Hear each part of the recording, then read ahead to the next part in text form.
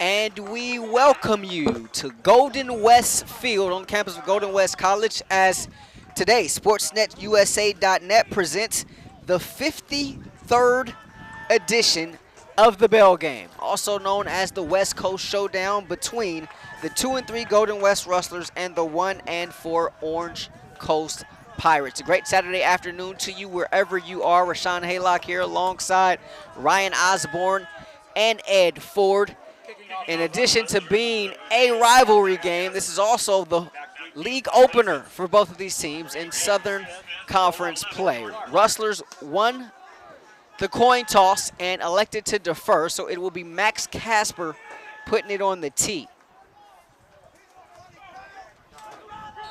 Casper will be kicking it off to Q Smith for the Pirates, and also Jordan Clark. Rustlers back to their home blacks, and Casper just missed everything. I'm not sure I've seen that before. I've seen the ball blow off the tee. Oh boy. Welcome to college football on this Saturday afternoon. We'll do it again.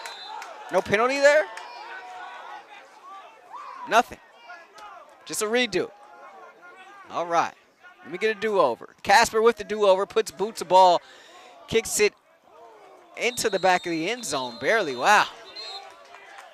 Very good placement there, and we are underway. It'll be a touchback, and Orange Coast will start on their own 25-yard line.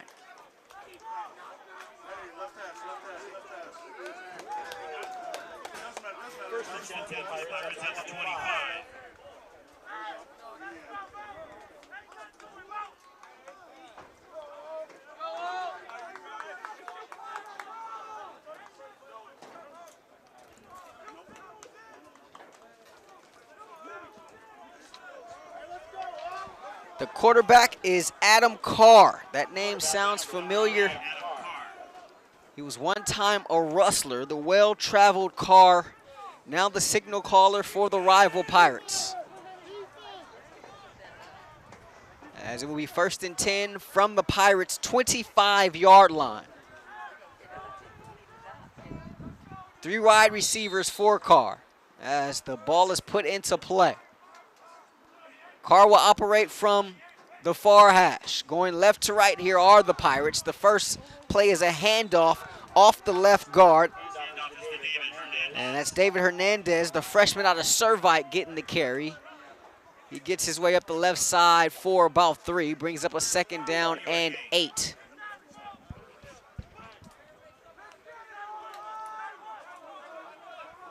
Long 7, short 8, we'll call it. Elijah Williams in the slot. Aaron Fletcher split wide to the right of the formation. Ball far hash mark. Low snap in between the legs of Carr. He gets it and hands it off once again to Hernandez. And he goes up the middle for a couple again, but the defense is there and making that play and making his very first start for the Rustlers is Ralph Jones, the converted tailback out of Mater Dei. Someone these Rustlers are very excited about.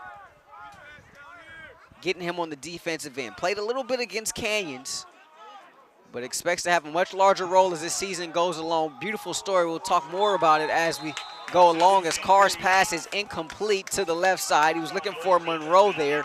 Threw his hands at the 40-yard line, and it will be a 4th down coming up.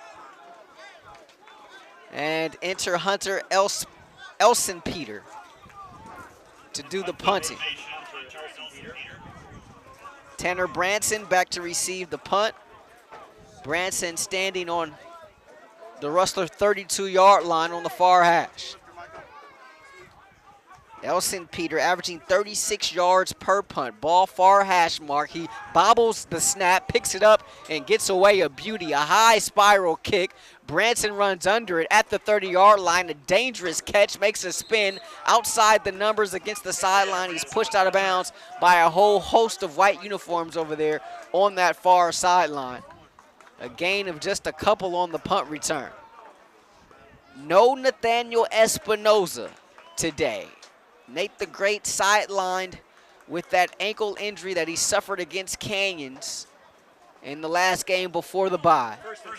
So it'll be Zach Lewis, the freshman out of Sammamish, Washington, getting the start. And Lewis, 29 of 62, 134 yards, 3 touchdowns on the season for the Rustlers. Rustlers in black from head to toe with the highlight yellow numbers. First play, Lewis tries to hand it off to Morant, but a little miscommunication there, and Lewis has to fall on top of it in the backfield.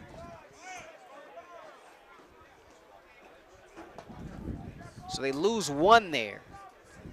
And brings up a 2nd down and 11. Ball far hash mark for the Rustlers, going right to left here in this first quarter. No score between the Rustlers and the Pirates. 13:05 to play. And Morant hit immediately in the backfield. So Rustlers having all kind of issues with the running game here so far.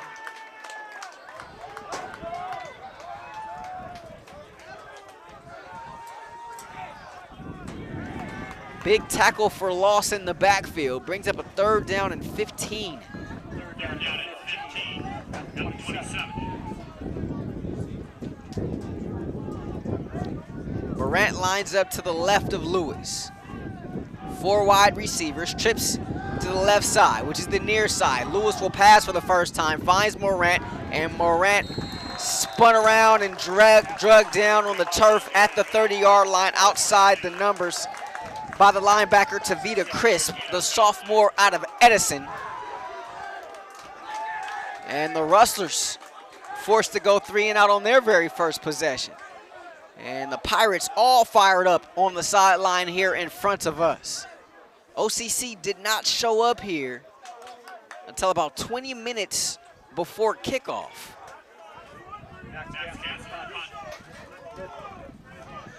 Rustlers will punt. And that's Casper.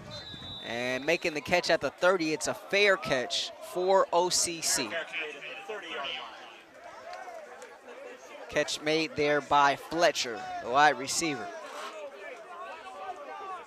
Spoke briefly with Bubba Gonzalez prior to the game today, and he said really it was just a ploy to try to fire his team up. Being so close here to Golden West, just about 8 miles separate these two campuses. Just a couple of exits on the 405. They were able to get all their warm-ups, a majority of them done over on campus, on the OCC campus. So they showed up here, fired up, seemingly ready to go. At least the defense has been, as they give it to Hernandez one more time, and he runs into a big black wall. VJ Malo leading the charge there. Also had some help in the form of Ralph Jones. Pickup of 2. It will be 2nd down and 8 at the Pirate 32-yard line. Adam Carr, the quarterback. This is 3rd school. Started here with the Rustlers. Remember, he started a game in 2016, played 3 games that season for the Rustlers, made a start at Chaffee, was on the roster but did not play in 17. Last year, he played just 1 game at Palomar, and he started all 5 games this season for Orange Coast as his pass is deflected right in front of him. And coming with a full steam ahead was Moses Ale off the edge to force the incompletion, and that brings up a 3rd down and 8. Ball near hash mark. And Rahshaun, when you notice Ale, when he got into the backfield, that was his emphasis. He wasn't trying to play the body. He was trying to bat that football down immediately. Ale's been just a joy to watch so far this season for the Rustlers. Rustlers with 4 down linemen on this 3rd down. Carr takes the snap, chest high, looking near side in the slot, has his man. It's Giancarlo Mongi. Enough for a 1st down inside the 40-yard line, but let's see. There was a flag thrown on the play. Looks like it's going to go against the Rustlers. And it is going to be an offsides against Golden West, declined by Orange Coast. We have our first down of the game for either team.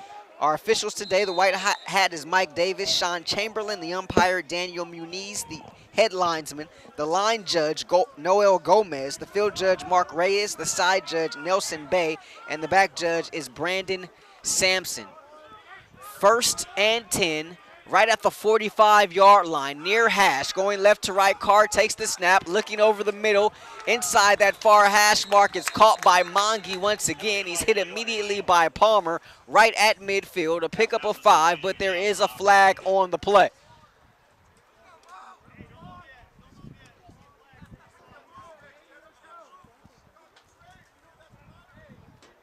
Mike Davis will confer with his comrades before alerting us of the penalty. Ineligible receiver. Off. Bees covered up. 5-yard penalty. Play. First down. So an ineligible receiver for Orange Coast. First and 15 and 40. So brings up a 1st down and 15 from OCC from their own 40-yard line, going left to right here. No Jalen Harrington. He got hurt, suffered a knee injury in the Canyons game. Incidentally enough, he suffered a season-ending injury in the Canyons game right before the bye a year ago. Not sure how much time Harrington will miss, but he is out of the lineup today. VJ Malo slides over to nose. Jose Orodondo and Moses Ale on that front line. Carr, pressure in front of him, gets rid of it. Coming back, making a diving grab, and made right at midfield is Fletcher, the freshman out of Oak Harbor, Washington. He dived back towards the line of scrimmage right at midfield as Carr kind of lofted it in the air.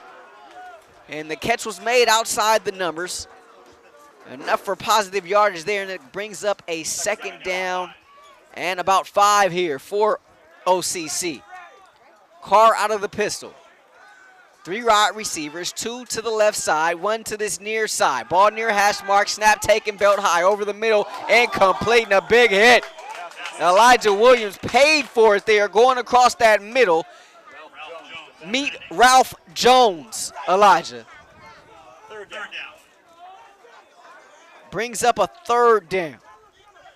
And Ralph Jones is a guy they're really excited about, a converted running back. He talked to Coach Nick Mitchell and the staff and said, look, my odds of making it to the next level are better at linebacker. Let me move to the other side of the ball. Plus, there's a bevy of depth over at the running back position here for the Rustlers. Basically had to make a business decision. And they think he can really fly around and make some plays. Nearly an offside. It is going to be an offside here against the Rustlers. Free play essentially for Carr as he's looking for Williams in the slot. Incomplete, but it's going to be an offside against the Rustlers. Sean Branch there on the coverage, but that penalty likely going to give OCC a 1st down.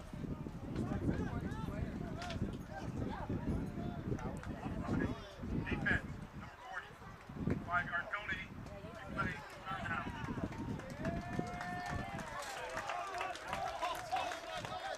3rd down. So actually, they don't give them the 1st down. They get the 5 yards, but it's going to be a 3rd and about 1. Ball inside Rustler territory, just outside the 45-yard line. Ball near hash mark. Twin wide receiver. Snap taken, belt high. Carr, pressure coming. Steps up, delivers near sideline. And that one is caught right at the 40-yard line by Williams. Coverage there by Saval. But a 5-yard pickup and a 1st down for OCC at the Rustler 40-yard line, going left to right. Just under 9 to play here in this 1st quarter. No score in this 53rd edition of the Bell game. Carr breaks the huddle with 3 wide receivers. Ball near hash mark. Out of the pistol. Carr standing at the 45. Takes the snap. Belt high. Hands it off to Hernandez straight ahead. He runs into his own lineman in addition to Sele Pamasa. And is down at the 39-yard line. Make it the 38. Pick up of 2. With 8:23 to play here 1st quarter. Something you don't see every day. This OCC team has huddled after each and every offensive play.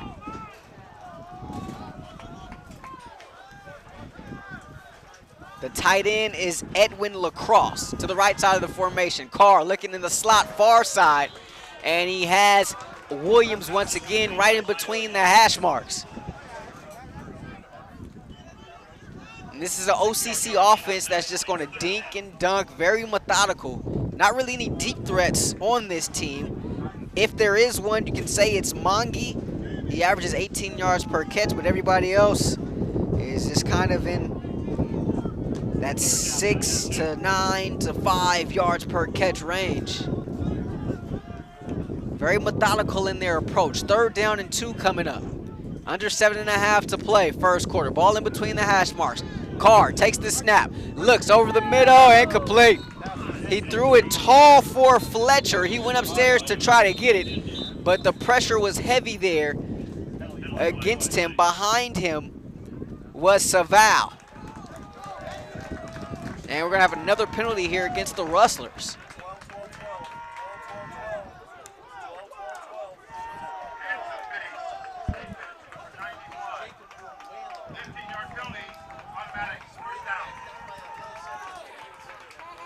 So an illegal hands to the face against the Rustlers. And this is going to be a 15-yarder that moves OCC into the red zone. This is the deepest they've been in the Golden West territory all afternoon, Ryan. And Rahshaun, penalties are what hurt the defense against Golden West when they played Canyons. They had it locked up the first couple of quarters, but in the third, it was penalties that knocked them. Ball near hash mark, 1st and 10 from the 17-yard line of the Rustlers. Carr out of the pistol, has Hernandez behind him, hands it off to him, a stutter step in the backfield, goes right up the middle, and he's going to be hit there right at the 15-yard line by Jones. Coming from behind was Jamie Asiata, who got called for that last penalty. A pickup of about 3. As they mark the ball at the 14-yard line. So a 2nd and 7. 6:52 left first quarter. No score here in this West Coast showdown. 1 tight end, 2 wide receivers for Carr, who's in the pistol. Hernandez directly behind him, ball near hash mark. That snap rolls to Carr. He picks it up, throws it end zone, incomplete. Diving for it, trying to make the catch was Mongi. Unsuccessfully, he had Isaiah Palmer draped all over his back. Nice coverage there by Palmer.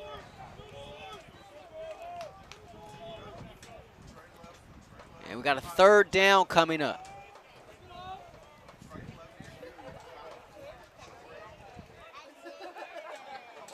So Carr looking over to the sideline to get the play. The backup quarterback, Ryan Henderson, signaling in the play from this near sideline. Standing next to former Golden West assistant, Junior Tagaloa. Pistol formation one more time. Just 3 on the play clock for Carr. 2, takes the snap with 1, knee high, pump fakes, hit as he throws, ball flails, and incomplete. Carr took a big shot there that time by Brighton Levy. And that brings up a 4th down. Carr fortunate that one not picked off. 2 touchdowns, 4 interceptions for the former Golden West quarterback on this season. Enter the field goal unit. This one going to be from 32 yards, which should be a piece of cake for Kieran Spratlin. Spratlin gets boot to ball and kicks it with a whole bunch of room. And complete. So Orange Coast strikes first. They get on the scoreboard and lead this one 3-0 with 6:22 to play here in the first quarter as you're watching the 53rd edition of the Battle of the Bell between Golden West and Orange Coast. Rahshaun, this is a team in Orange Coast who has not scored a touchdown since their LA Southwest matchup on, if I'm not mistaken, September 21st. So with the field goal, that streak continues. Yeah. Last couple of games, they've been held to field goals. And when we say held to field goals, we mean like just a field goal in each of the last 2 games.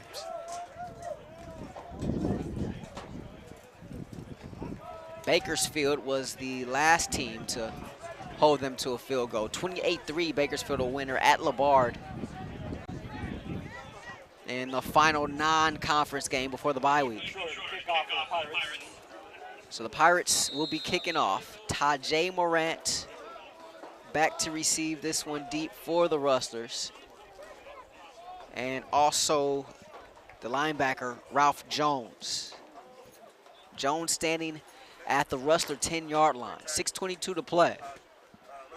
As the ball hits the air, end over end variety, taken by Jones on the run at the 10, outside the numbers, tiptoes the sideline, now reverses field. Jones breaks the tackle at the 15, outside the numbers at the 20, tries to turn the corner. Jones at the 30, and he's tackled from behind at the 35-yard line. He ran a whole lot. It ended up being a 25-yard return for Jones, but got himself in a little bit of trouble on that far sideline, but saw some greenery and took advantage of it. Rustler football right here on SportsNetUSA.net is brought to you in part by Miller Toyota of Anaheim, where service and parts are open for your convenience 7 days a week. Located at the 91 and Euclid, and on the web at MillerToyotaofAnaheim.com. Miller Toyota of Anaheim supports community college sports and education. Zach Lewis back out there for a second drive of the game for the Rustlers. First drive, not very successful. Play fake first play, and nearly picked off. Atencio had it, but it was behind him, and it was nearly stolen away by the corner there. Nice coverage by OCC. That was Jalen Robertson, the freshman out of Uni High School in Los Angeles. What an interesting play there. Rustlers very fortunate. Here's a second down play. They hand it off Moran around the edge, outside the numbers, 35-yard line, but he's gang tackled there. He runs into Crisp and a host of others in white uniforms. Noah Kilberg there as well. 1 yard gain on the run. Along with Mario Panarangvat, who's an interesting story, born in Thailand. Played his high school ball in Oregon, Lake Oswego, as a matter of fact, hometown of Kevin Love. 5:30 left in this first quarter. High snap, Carr takes it, steps up, sacked. He goes down by Adrian Rosales, the sophomore out of Servite, and OCC is all kinds of fired up, Ryan Osborn. When you go back to that play, as you mentioned, David Atencio, the ball is behind him. When he turns to grab the football, it's initially in his hands, but he's still spinning to his left. Because of that, he turns into the arms of the defender. If that ball is maybe just a foot in front of him, he's in stride and into the end zone. But again, back shoulder, it allows for the pass breakup. Bubba Gonzalez thinking maybe I should show up 20 minutes before every game. Here's Isaiah Palmer with the rugby-style kick. This one bounces out of bounds prior to getting to midfield. So it'll be prime field position for OCC to start this drive. Pirates lead it 3-0 here on SportsNetUSA.net. OCC with their white tops and blue bottoms with the white stripes on the side. Blue numbers with the orange trim. Dark blue helmets with the Pirate logo on the side, similar to the Tampa Bay Buccaneers emblem. Rustlers with black on black on black. Ball right at midfield. They give Palmer the benefit of the doubt there on that last rugby-style kick. As OCC rushes out of the huddle into the line. Twin wide receivers to each side and some miscommunication. As that play clock there almost went down to 0, and Carr saw it just before it did and gets the timeout. So first charge timeout for OCC. They'll have 2 left in this first half. It comes with 4:45 remaining in the first quarter, and the Pirates leading 3-0. This the beginning of conference play. Whole new slate, whole new start.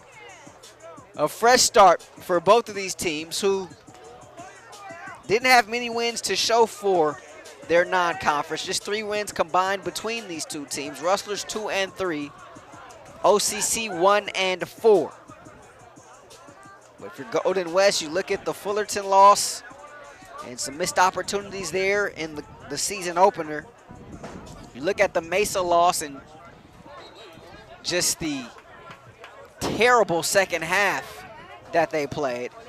And you look at Canyons last week, you led the game 10-0. You led at the half as well, but it was also another one of those tale of two halves, and Canyons made the necessary adjustments in the second half and were able to leave here with a win in their very first road game of the season.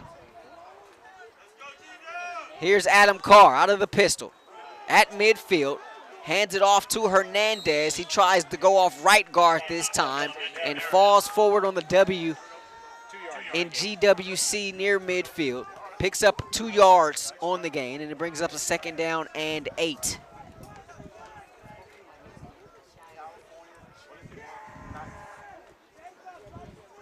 Well, if you're giving points for energy, Ryan Osborn, OCC definitely winning in that regard.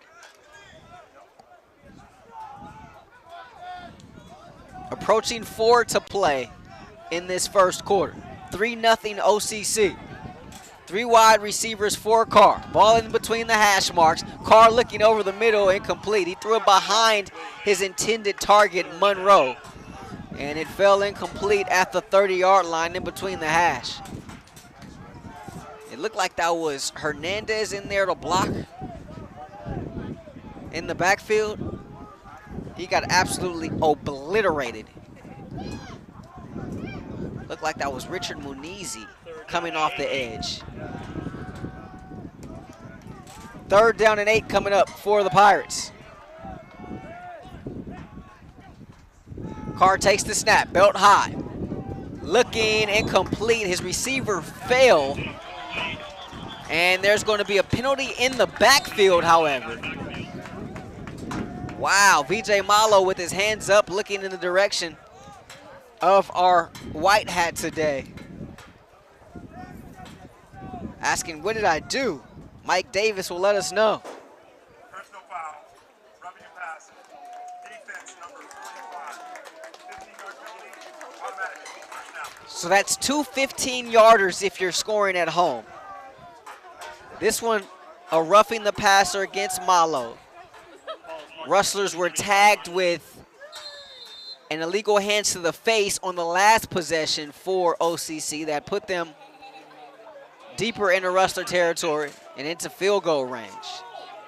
Adam Carr clapping his hands at the line of scrimmage out of the pistol. Takes the snap, belt high. Will hand it off. They'll try the right side this time, spinning at the 30-yard line, and going down is the tailback, Kelimete Meredith. Kelimete Meredith, I beg your pardon.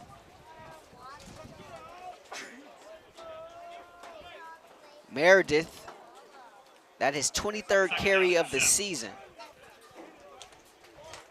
This team, we talk about them liking to dink and dunk. They use their tailbacks out of the backfield quite a bit. Meredith still in there at tailback to the left of Carr. Ball near hash mark. Carr takes the snap. Flushed out of the pocket. Malo chasing him. Carr throwing on the run. Has a guy wide open behind everybody.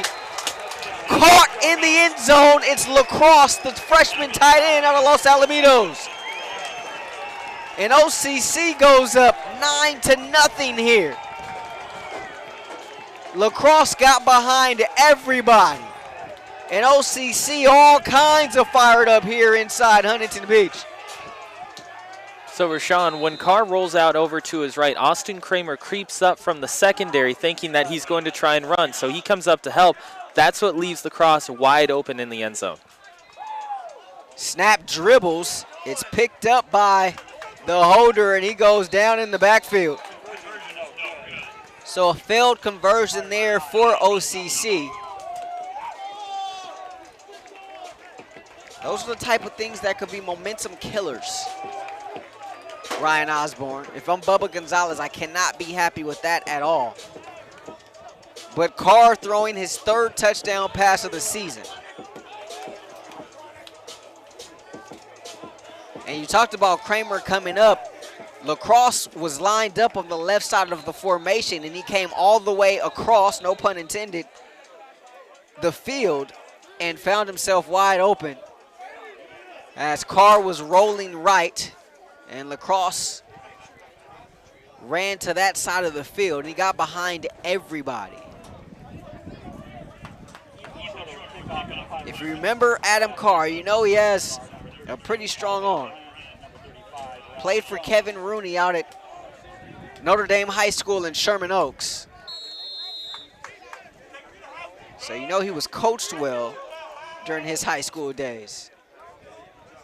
Trying to find it to click here in his college days, and has found a home here with OCC, starting and playing in his 6th game of the season here in 2019. Morant runs under the kick, catches at the 22-yard line at the near hash mark, and he spins out of a tackle and down outside the hash at the 40-yard line.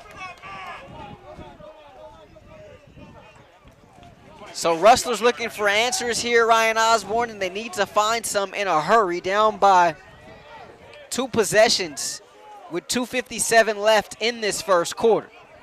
And what you have to look at, Rahshaun, right now is they need first downs on offense. Yes, their defense can hold them in games, but they really need to get that offense going. Zach Lewis has to find some completions early in their drive. We got a new tailback, that's Devin Jackson in the game for the first time today. He's behind Lewis, who's in the pistol. Jackson gets the carry in the backfield, spins his way forward for maybe 1. Tackle made there by Mario P. Coaches said just call him Mario. I think that's a little disrespectful, right? Pronarungvat out of Thailand. We hope for our sake he doesn't make a lot of tackles today. 2:23 left in this first quarter. Lewis, play fake, looking, far side, caught right at midfield. That's Jeremiah getting it just shy of the 45-yard line inside OCC territory, but there is a flag in the Rustler backfield.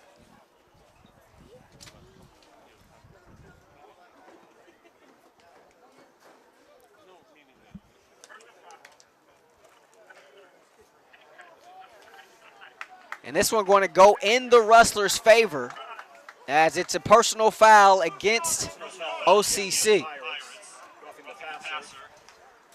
And limping off for OCC is the talented linebacker Chris Castillo, sophomore out of J. Sarah. So this is a huge blow for OCC. Leading tackler on, the second leading tackler on this team, I beg your pardon. Atencio in the slot near side, high snap, climbing the ladder and getting it is Lewis. Here's Devin Jackson hurdling a defender, nearly hurdles another one inside the 20 and down at the 15. The big fella gets himself moving. Does Jackson, 5'11", 240-pounder freshman out of Seattle. So 1st and 10 from the OCC 15. Twin wide receivers, ball in between the hash marks. The give goes to Jackson one more time. Stutter step at the line of scrimmage where he's grabbed around the ankles by Pernogrvat. 2-yard gain.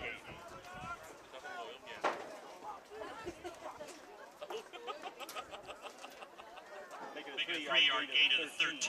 Second down and 7. So 2nd and 7. Ball at the 13-yard line. Play fake. Looking back at the end zone, going upstairs and making the catch is Hobbs for a Rustler touchdown.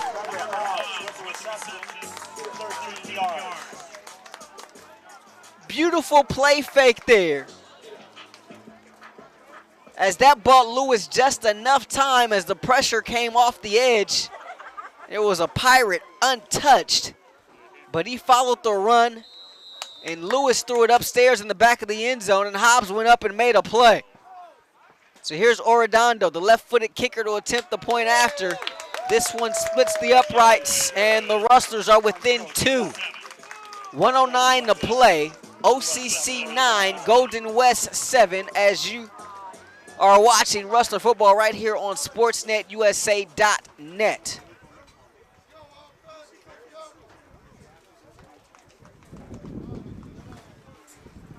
I mean, that one could have gotten blown up in a hurry had the edge rusher not followed the ball carrier. See, he got a clear shot at Lewis. Didn't quite see who it was, but bought Lewis just enough time, and he threw it upstairs and right behind the E in West. It was Hobbs going up and climbing the ladder. He was able to get at least 1 foot just in bounds in the back of the end zone. Nice play by the tight end out of Indiana. So Casper puts it on the tee at the 35-yard line. Rustlers will be kicking off. And this one carries into the end zone, and running it out is the Pirates. Q Smith breaks the tackle outside the numbers at the 20-yard line, stays on his feet as he bounces off of another tackle inside the 40 and drags the pile with him inside the 45 and just shy of midfield on this near sideline. Kiori Smith, the sophomore out of Lakewood, with a nice return there. He gets it all the way up to the OCC 48-yard line. A return there of 48 yards.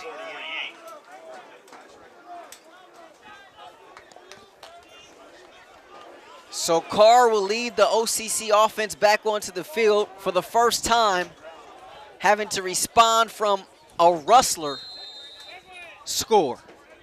Golden West trailing this one 9-7, 56 seconds left. They hand it off to Meredith. He tries the left side, and he's bear hugged there by Moses Ale right at midfield. Pickup of 2.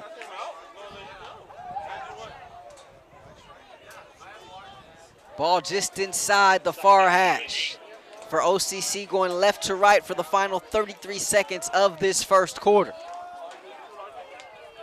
About a 6-second differential between play clock and game clock, so Pirates do have to get a playoff here. 2nd and 8 from midfield. Low snap in between the knees of Carr. Hands it off to Meredith straight ahead inside of Rustler territory for another pickup of 2. Brings up a 3rd down and 6, and that will take us to the end of this first quarter. So after 1, it's OCC 9, Golden West 7, as this is Rustler football right here on SportsNetUSA.net. Rahshaun Haylock alongside Ryan Osborn. Ed Ford manning the controls here. And this was a game that saw OCC jump out to a 9-0 lead. Rustlers get punched in the mouth early here, but they responded with a touchdown on their last drive. A pitch and catch from Lewis to Hobbs in the back of the end zone to get the Rustlers within 2. Rahshaun, you mentioned the strategy that was held by the coaching staff for Orange Coast College. Keep them at school. Keep them at Orange Coast, have their warm-ups over there, and then come over here, not as late as possible, but, later than they normally would for a road game. You mentioned the distance, only 8 miles. It's worked for them. Something that we haven't necessarily seen, especially at the community college level, but it's worked for them. You mentioned the energy as well. Orange Coast College has just been jumping in this first quarter of play. Not afraid of contact. You saw it on the last 2 returns for them. They run right into Golden West. I talked to a couple of OCC players prior to kickoff too, a couple of gray shirts, and I asked what happened. Like, did you have bus issues? Was there an issue? And they were adamant and joyful. No, we're good. We're okay. We're fine. We're ready to go. One player told me this is personal. So obviously it fired him up. Whatever Bubba Gonzalez did, and let's face it, Ryan, this is a team that's 1-4 on the season. First conference game if you're Bubba, you're looking for something, right? This is your second season. First season didn't go very well at all from a record standpoint. And so you're looking for something to try to get your ball club motivated. As we start this second quarter here, the flip sides going right to left now are the Pirates. Ball at the 48-yard line of the Rustlers. Carr takes the snap, steps up, looks over the middle, pass caught. Right at the 35-yard line, up at the 30 and spinning before going down is the wide out Jordan Clark, the sophomore out of Eureka.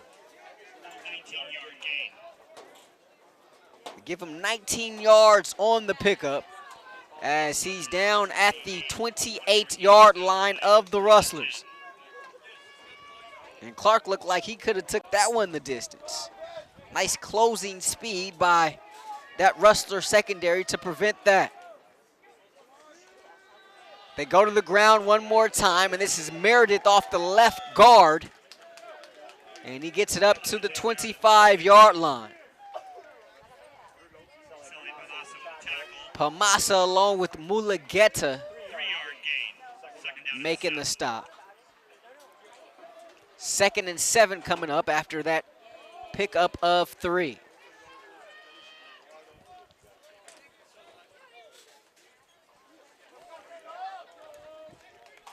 $13:53 left, second quarter.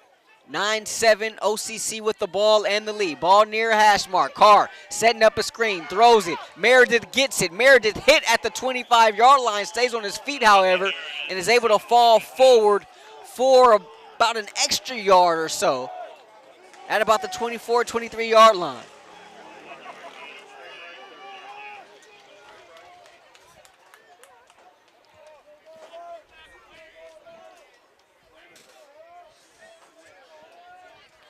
Give J.J. Young the tackle there. 13:15 left.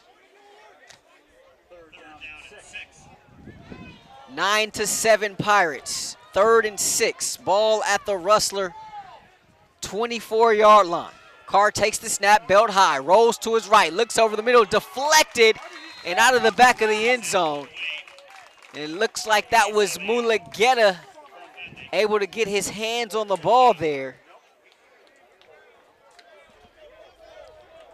Speaking to Aaron before the game, he says, yo, I've been shorted some tackles. I had 5 in the last game, 5 the week before. He actually went all the way back to West LA.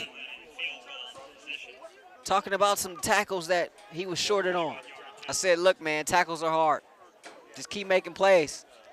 If it's on film, they'll see it. Here's Kearon Spradling in to attempt the field goal, and there's some movement. Rustlers think this is going to go against OCC. Spradling has a big leg. False start against OCC. Spradling 3 of 4 so far on the season. Last week, scored the lone points for OCC, netting a 50-yarder. This one going to be from 46, and look like we may have some more movement.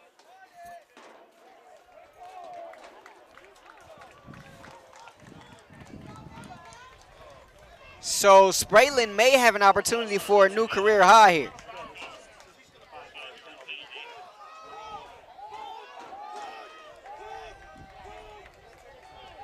And they're not going to give it to him.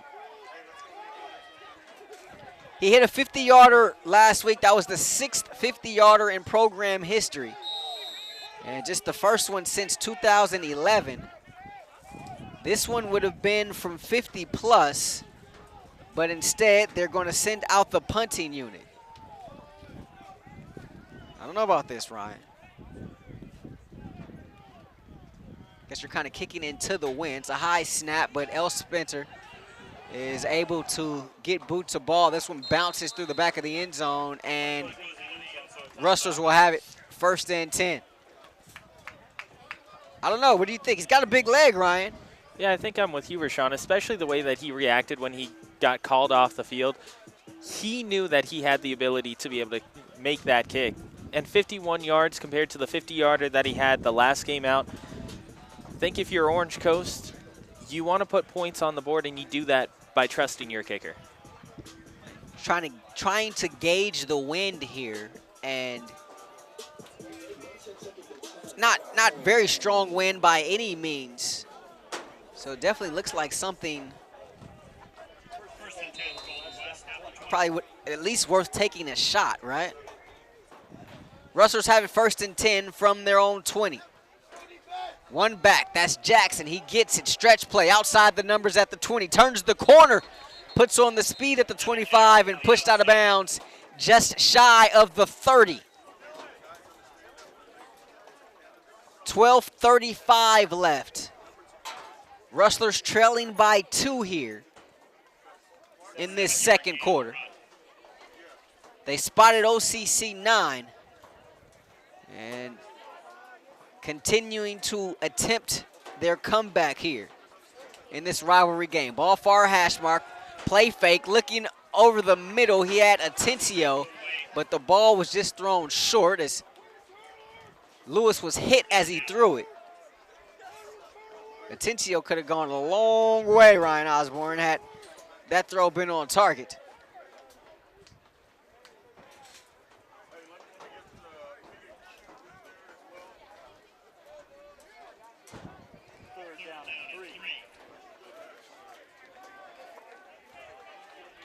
Third and 3. Quick pass to the far side. Carr, nice move to get past to the cornerback over there. Outside the numbers, just shy of the 35-yard line he goes down, but he gets enough for a first down. The quick twitch of KC Carr, able to pick up 7 on that short pitch and catch. Enough for a first down and brings up a fresh set of downs for Golden West. 1st and 10 from their own 34-yard line. Lewis hands it off. Jackson off the left side, bounces it outside at the 40. At midfield, he tumbles over a defender and inside of OCC territory.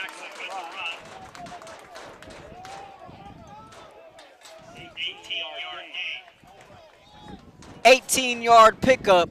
1st and 10, Rustlers inside of OCC territory at the Pirate 48-yard line, going left to right here in this second quarter. I like the way Devin Jackson runs, Ryan Osborn.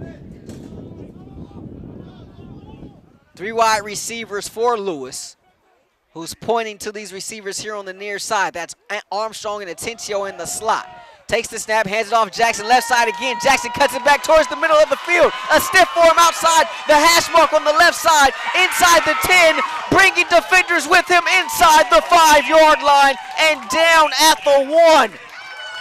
Devin Jackson, 47 yards on the gain. A big run there gets this Rustler crowd excited, and Golden West knocking on the doorstep here. They bring in Morant for this 1st and goal play from the 1. Lewis out of the pistol, takes the snap. Morant straight ahead and into the end zone. Touchdown, Rustlers.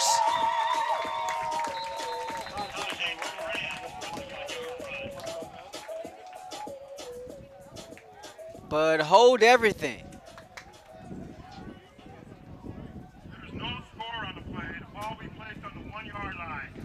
Wow.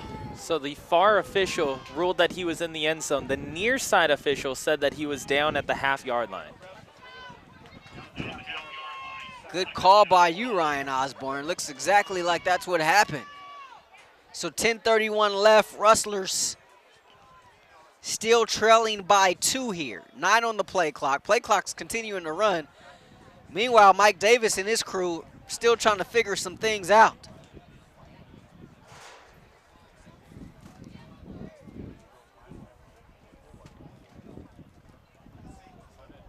Obviously, at this level, don't have the luxury of replay. Although, I mean, we can show it to them. But by law, or by rules, by letter of the law, they're not allowed to look at it. inadvertent whistle. Wow. Bringing back shades of Corona Centennial Mater Dei and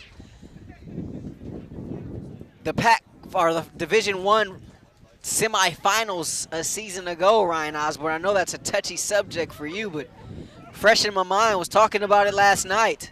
By the official, Golden West has elected to replay the down. First and goal. So to be a first and goal, Rustlers can replay the down because of the inadvertent whistle. First drive of the game for Centennial, they did a quarterback keeper. Running back went straight ahead. Everybody went to him. Meanwhile, the quarterback had it on the far sideline running scot-free, 80-plus yards into the end zone, but an inadvertent whistle brought it back. Morant gets the carry this time. No inadvertent whistle, just a white wall in front of him, and he might have even lost that half a yard there.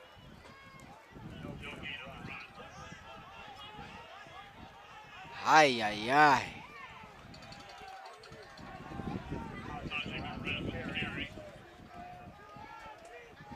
If the Rustlers don't get into the end zone here, there's going to be some unhappy campers on that far sideline. You almost would want to play this game under protest. Of course, this isn't baseball, so not really an option here. They bring Malo in as a fullback. They toss to Jackson. He dives for the end zone. And let's see, did he lose the ball? OCC thinks they have the ball. He was ruled down, though. So they go with the toss to Jackson with Malo as the lead fullback. And Jackson was down right on the doorstep. Lewis under center. This reeks of quarterback sneak. He is pushed from behind by Malo. No signal yet. OCC standing tall on that goal line. And he didn't get it. Wow. So a 4th and goal coming up here, Ryan Osborn. What do you do? I think if you're Golden West, you do that exact same thing. You put Malo in as the fullback, and you take Jackson up there as well. If I'm the Rustlers, I'm handing it off to Malo.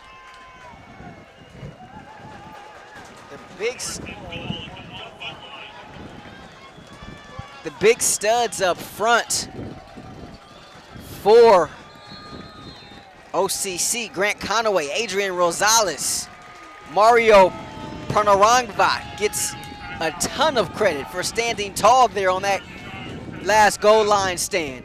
Nick Mitchell wants to talk about it here with 8:26 to play in this second quarter. Rustlers knocking on the doorstep, down by 2. 4 plays ago, they got into the end zone, but it was called back because of an inadvertent whistle. My goodness. Rahshaun, I think if you're Nick Mitchell, what you want to see here is you put Malo up in front of Jackson and just try and pound that into the end zone. Yes, it didn't work the previous play. However, if you don't convert, you've got OCC pinned inside of their own 1. Well, I think there's no question they're going for it here. The offense huddled on the far sideline, and they will trot back out to the half-yard line. Ball near hash mark. What do you got up front? Montez, Beckler, Blake, Toaka, Thomas. What can those big boys do?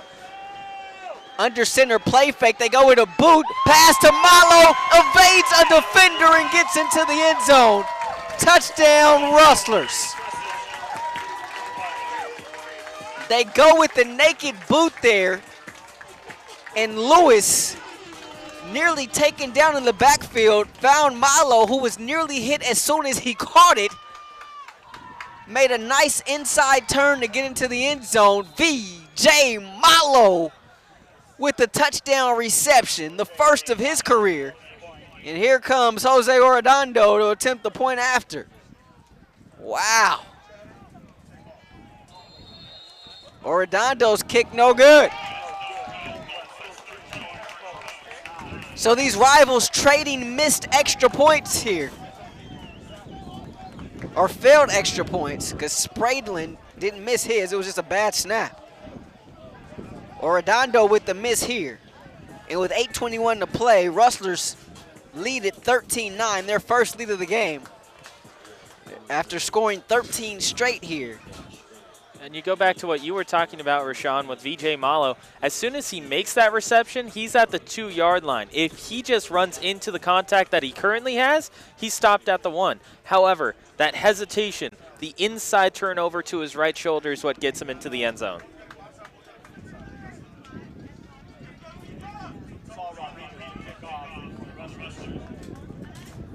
So Rustlers will be kicking it off. 8:21 to play here in this first half.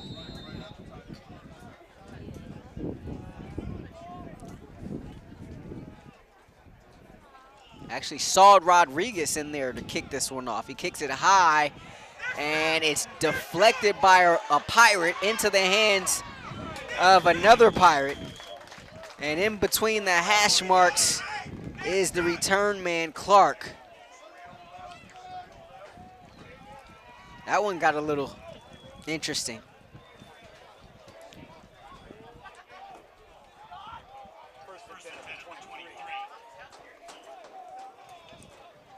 So Pirates will start this one from their own 23-yard line.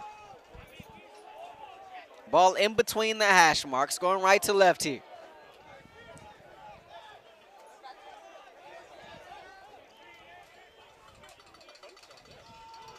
They hand it off.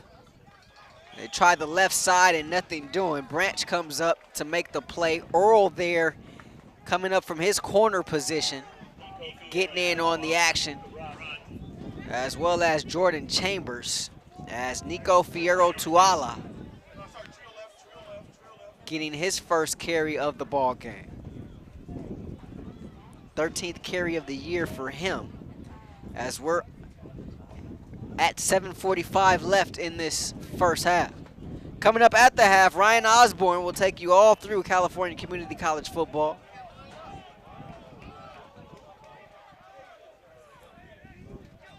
Ball near hash mark. Carr throws it in the slot far side, a little bubble screen, and nothing doing there as the Rustler defense is able to sniff it out. Fletcher making the catch there, but he was hit immediately.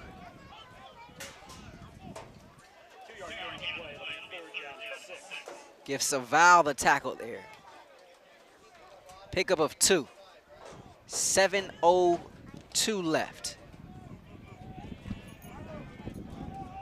3rd down and 6. From just inside the 25-yard line. Ball far hash mark. Trips to the left. Carr pumps. Looking up this near sideline. Has a receiver, and he overshot him. He was looking for Q Smith, who dove, laid out for it. Give him an A for effort there, but Carr just overshot him. They tried to go with the pump and go there, but it brings up a 4th down. 6:40 left.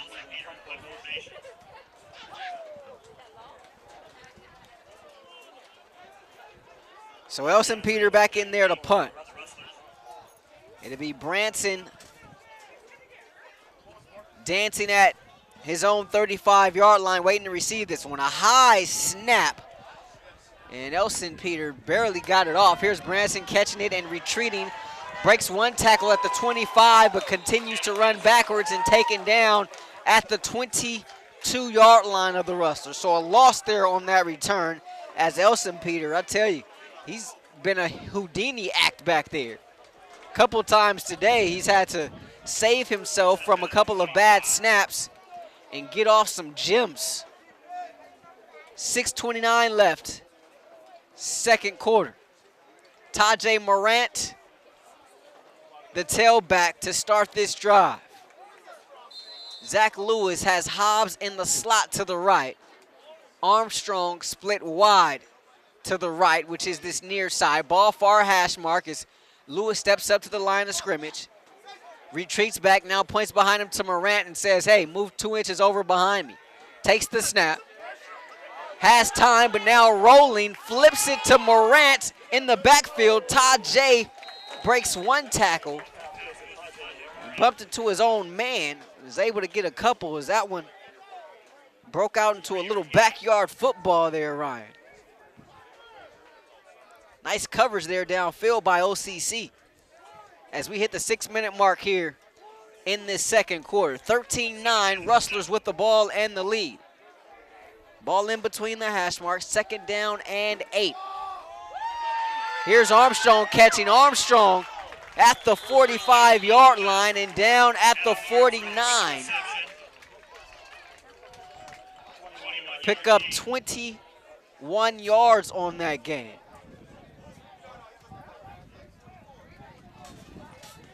Armstrong has been quiet these last couple of weeks, Ryan. He started off this season with a bang. Good to see him make a nice catch. Pick up a couple yak yards as well, as we're under 5.5 to play. Twin wide receivers. Ball in between the hash. They hand it off to Morant off the left guard. Morant running strong inside of OCC territory, down at the hash at the 43-yard line.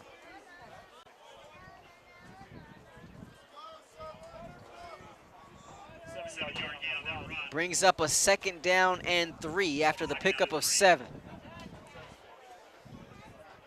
Twin receivers. Ball just inside the far hash.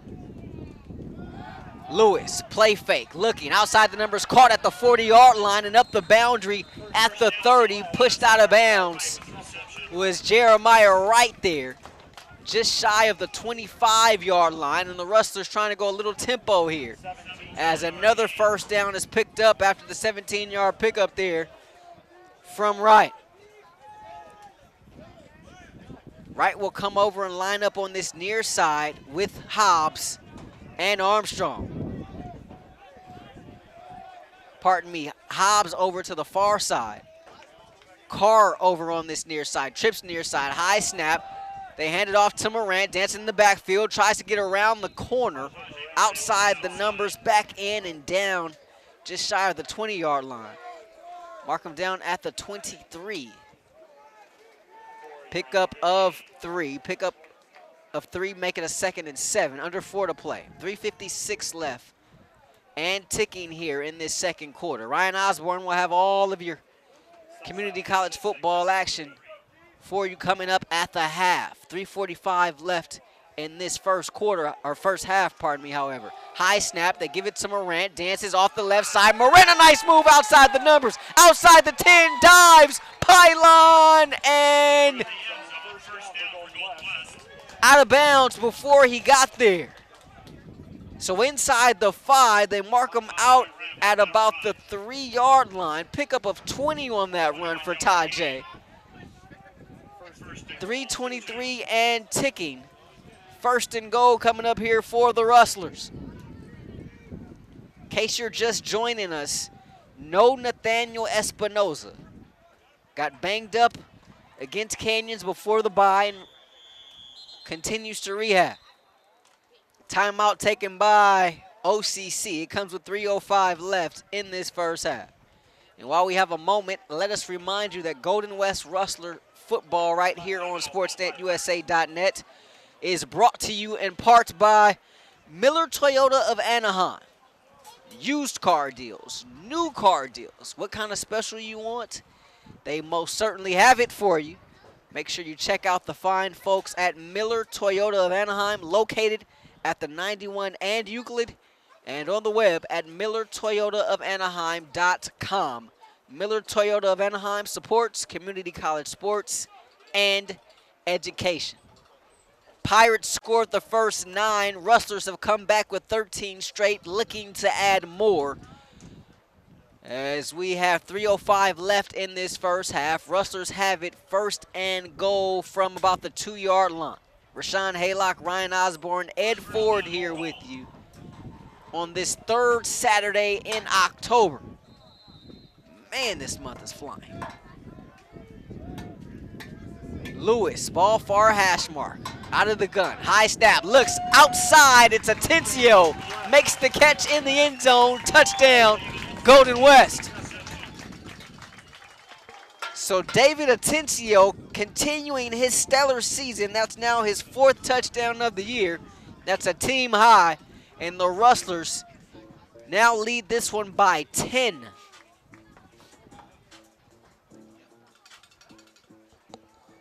And Atencio with a well-run route, too, because he goes 3 yards upfield, stops, waits for his linebacker to commit to the line of scrimmage, and then pops out to the right side.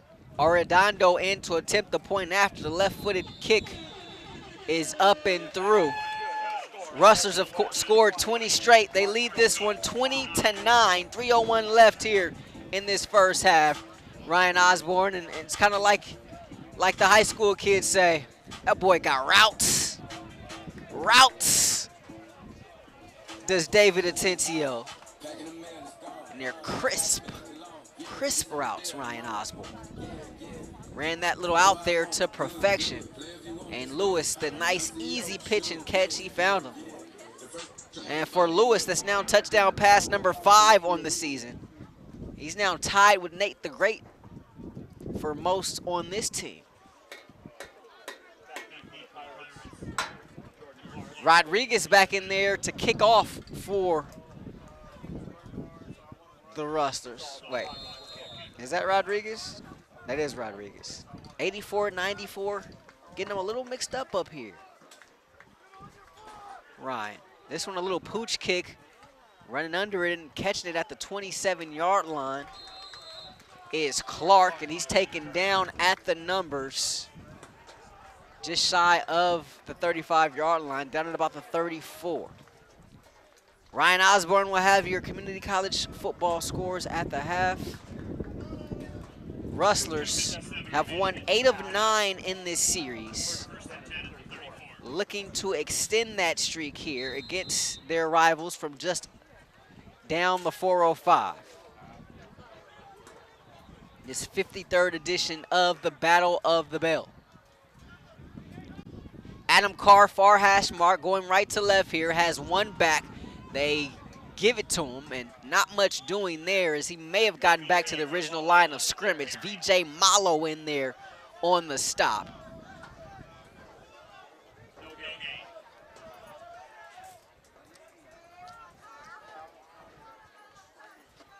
And that was Fierro Tuala getting the carry. 2:30 left. 2nd and 10, OCC from their own 33. Carr looking over the middle, has his man, the tight end Monroe catches it at the hash and taken down in between the hash marks at the 46-yard line. A first down for OCC. Pickup of 13 there. As we approach 2 minutes left in this second quarter.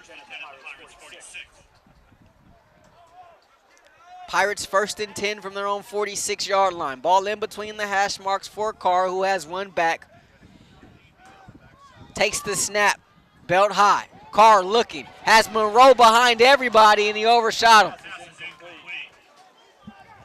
Monroe was deep downfield, running right up the hash. He had a step on Saval.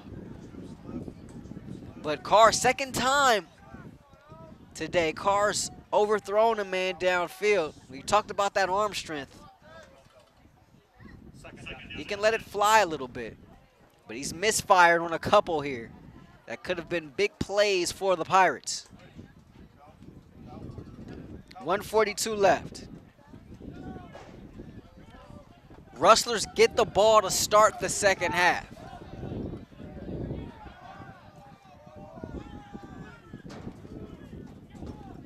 Second and 10 from the 46. Carr steps up, looks near side, has Williams at the 45 of Golden West. He's about a yard shy of the sticks, however.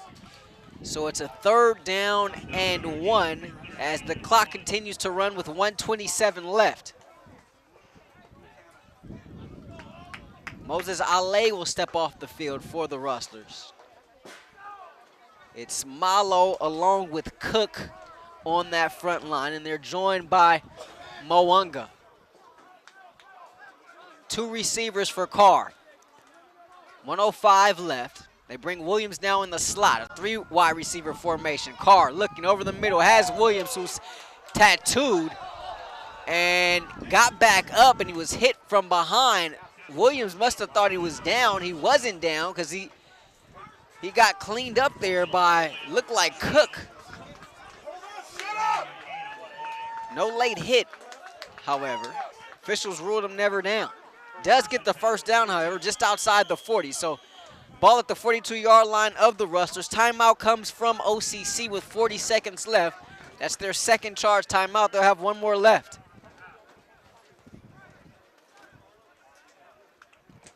So what are you thinking here right now if you're Bubba Gonzalez and this OCC team? For one, I would have expected a little bit more urgency, right, during the 2-minute drill. Have not seen that. But you got 40 seconds left and 42 yards between you and the end zone. To get into Spraidland territory, you would need about another 9 yards, I'd imagine. That'll get you to about 50, which he hit from last week.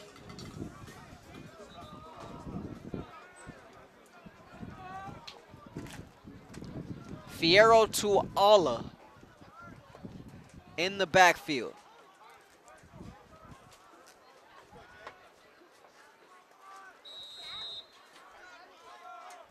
Ball at the Rustler 42-yard line in between the hash marks. Carr with 3 wide receivers, 2 to this near side, takes the snap. Looking over the middle, has Fletcher there, a nice diving catch on his knees inside the hash. Reception made at the 27-yard line. So 15-yard pickup. They're well within Spraidland territory now, but trying to hurry up here, and the clock continues to run with under 30 seconds left. Chains have been set. They stop momentarily for the first down and hold everything. There's a flag coming in from this near sideline, and it's going to be a false start against OCC.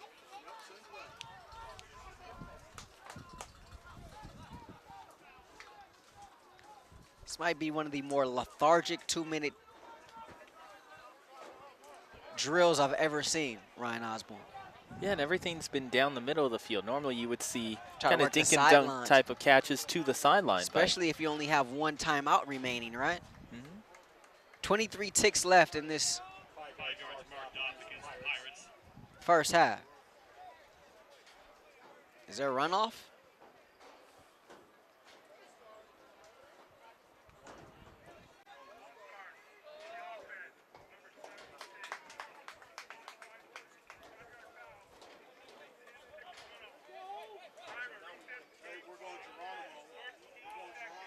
Yeah. So a 10-second runoff here. So it's now 13 seconds left in the half. First down at 15. 1 timeout left for OCC.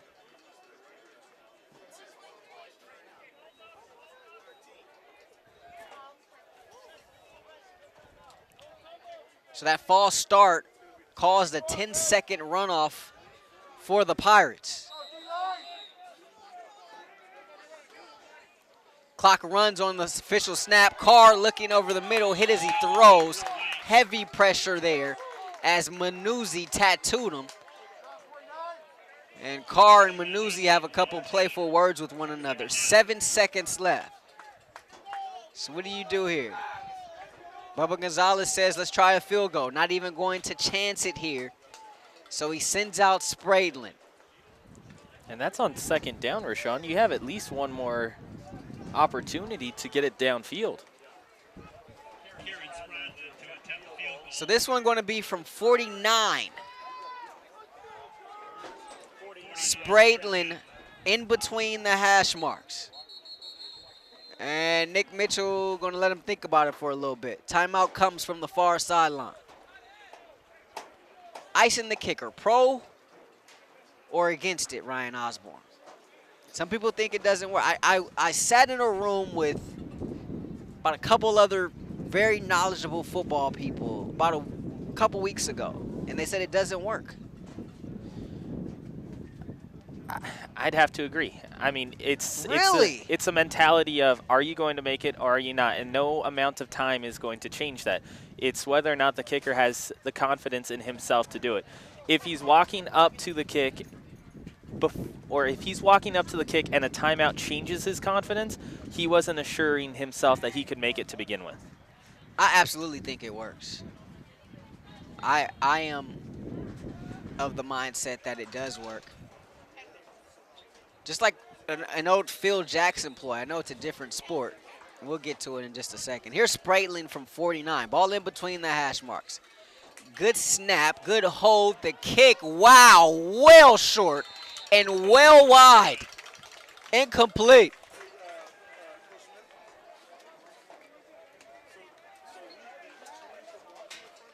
And let's see how much time is left here. Says there's a 10th left. And Mike Davis says there's not a 10th left. Halftime. So that'll take us to the half.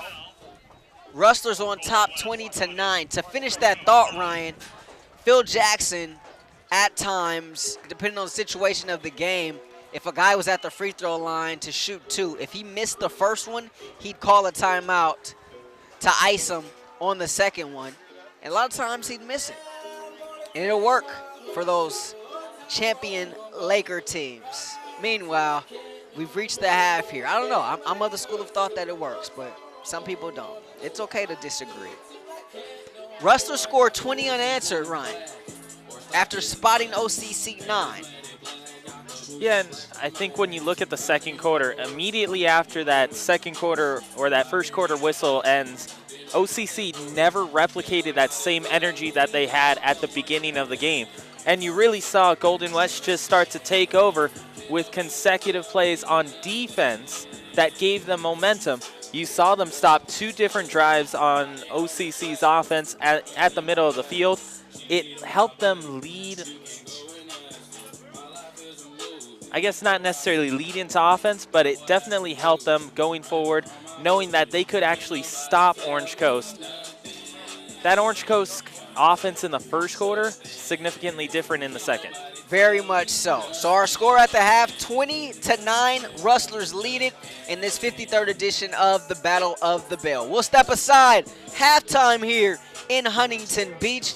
Ryan Osborn will be back with you on the other side of the break to take you all through California Community College football on this 3rd Saturday in October. This is Golden West football on SportsNetUSA.net.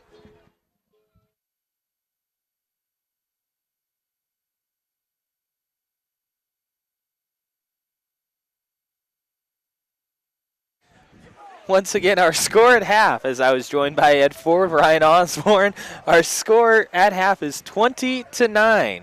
As Rahshaun Haylock, the voice of the Golden West Rustlers, will join us in just a moment as we get set for this 53rd edition of the Bell Game to get back underway. Here's Rahshaun. Appreciate that. Thank you very much, Ryan. Appreciate that. And always enjoy you and Mr. Ford's exploits at the half. That thank you, Ryan, was just for you. That was an homage to the great Bob Miller. Thank you, Jim. I always thought that was funny. So appreciate you for that. And I got to pay you back for that. So hopefully that's all good. 20-9, our score here. Second half underway. Here's the kick, and it will be Jones retreating back, catches it 1 foot in the end zone, comes outside the near hash. Jones hit at the knee at about the 20-yard line, and he will be down at the 23. Rustlers gave up 9 straight to start this game. Scored 20 straight to end the half. If you're Bubba Gonzalez and company, you're searching for answers and trying to see if they came up with some in the locker room. Heard some OCC folks complaining at the half. Had a pretty long walk to get back to that locker room, as a matter of fact. It's the old sarcastic. This isn't far at all. Here's the give to Morant. And he gets stretched out a little bit. He might have gotten one there. Rustlers going left to right to start this second half. Another gorgeous day here in Surf City, USA. Really are privileged to call this home, to be able to do our broadcast here. This our 11th season as the home for Rustler football. And they just keep bringing us back, thankfully. Here's Lewis, play fake, far side pass, caught over there on that far side, spinning, finally getting thrown to the turf on that far sideline. Let's see, was that 12? Was that Ramsey over there? Is that 12 or 13? Ojalabi. Oh, Ojalabi. It was Ojalabi over there on that far sideline. So John Ojalabi, and that's his first catch, I want to say, since week 1, Ryan. He's been in quite the drought. Just his second catch of the season. Had one grab coming in here for the freshman out of Western High School. Here's Lewis with Morant. Hands it off to Morant. Right up the gut. Morant puts his head down across the 40. And just shy of the 45-yard line, taken down at the G in GWC at midfield. A first down for the Rustlers is Tajay picks up 10. And we got an injured Pirate down on the field. Remember, Chris Castillo left the game earlier with an injury. Saw him running it off and was able to return. And I can't tell if this is him again down on the field.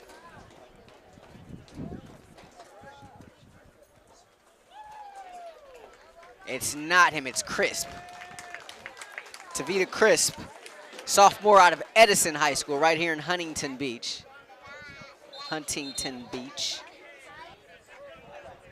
And actually Castillo has his pads off here on this near sideline, so he's done for the game. And Chris, these are the two of their top 3 linebackers, Ryan Osborn, that they could be without here. They're looking at Crisp right now on the near sideline. We got to keep an eye on that and see if he's able to come back into this game. High snap, play fake. They deliver it to the far side. Casey Carr making a nice move over there to get ahead for some positive yardage as he tiptoed that far sideline and pushed out of bounds at about the 48-yard line. So he picked up, call it 4, brings up a 2nd and 6.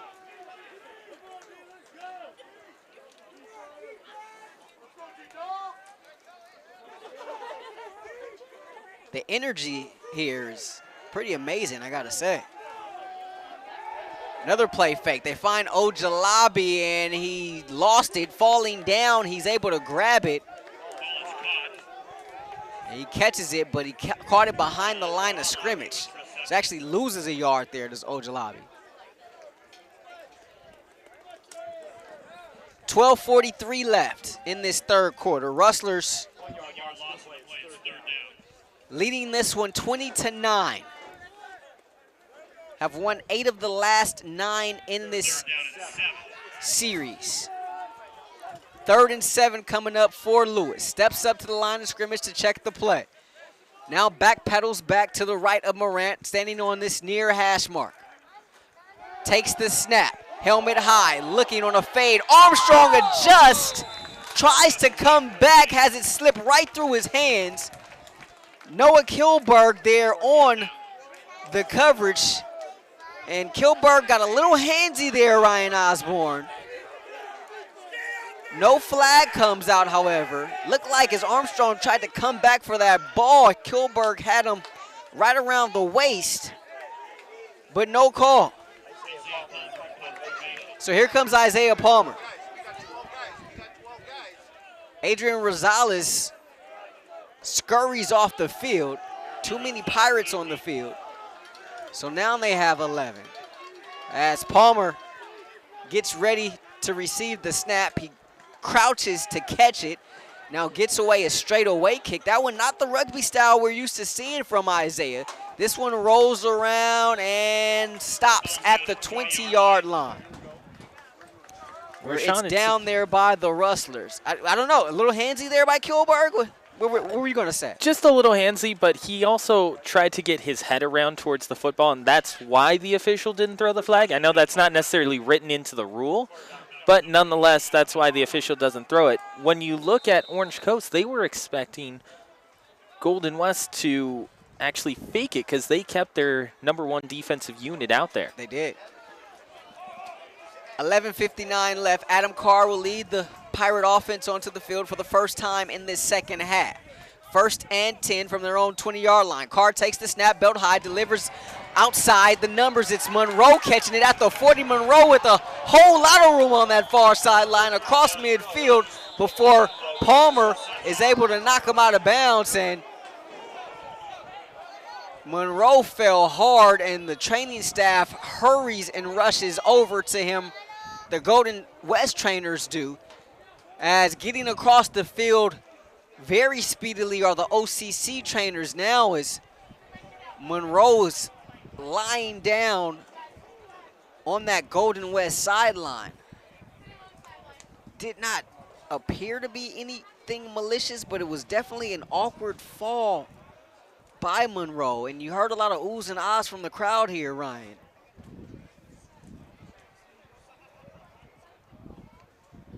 But a scary, scary play here at Rustler Field. The entire OCC offense taking a knee. Now Adam Carr calls them over to this near sideline.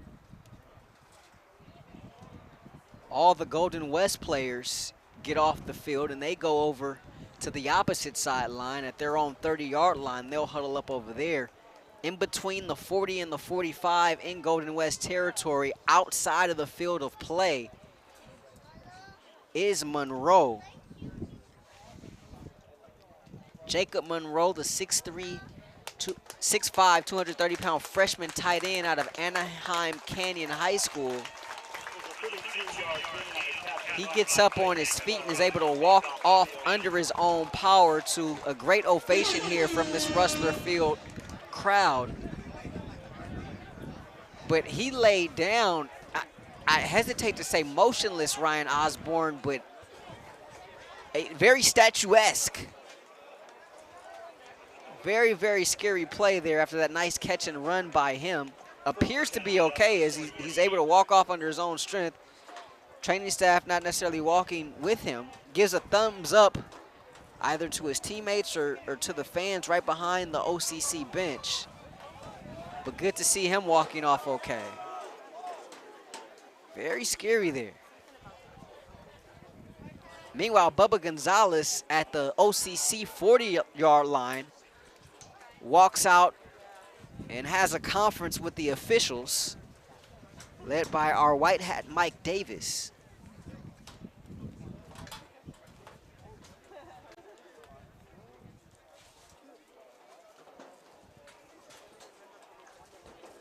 Not sure what the conversation is there, but Bubba retreats back to this near sideline, doesn't appear to have any qualms with what was said to him. Big game by Monroe on the pitch from Carr. Monroe appears to be feeling good. He's back on this near sideline. Pirates have the ball inside Rustler territory. 1st and 10 at the G-Dub 48-yard line, going right to left here in this third quarter. 11:45 to play. Pirates trailing 20-9. Carr looking near side and incomplete. Looked like that was Levy coming up defensively. Ball went right in and out of the hands of the tailback, Dylan Crook. And Crook, is the old adage, kind of looked like he heard some footsteps there, Ryan Osborn. Well, not only that, but he actually, you could see him turn his head upfield prior to that pass actually hitting his hands. And easy for me to say, right? I'm way here high above the field.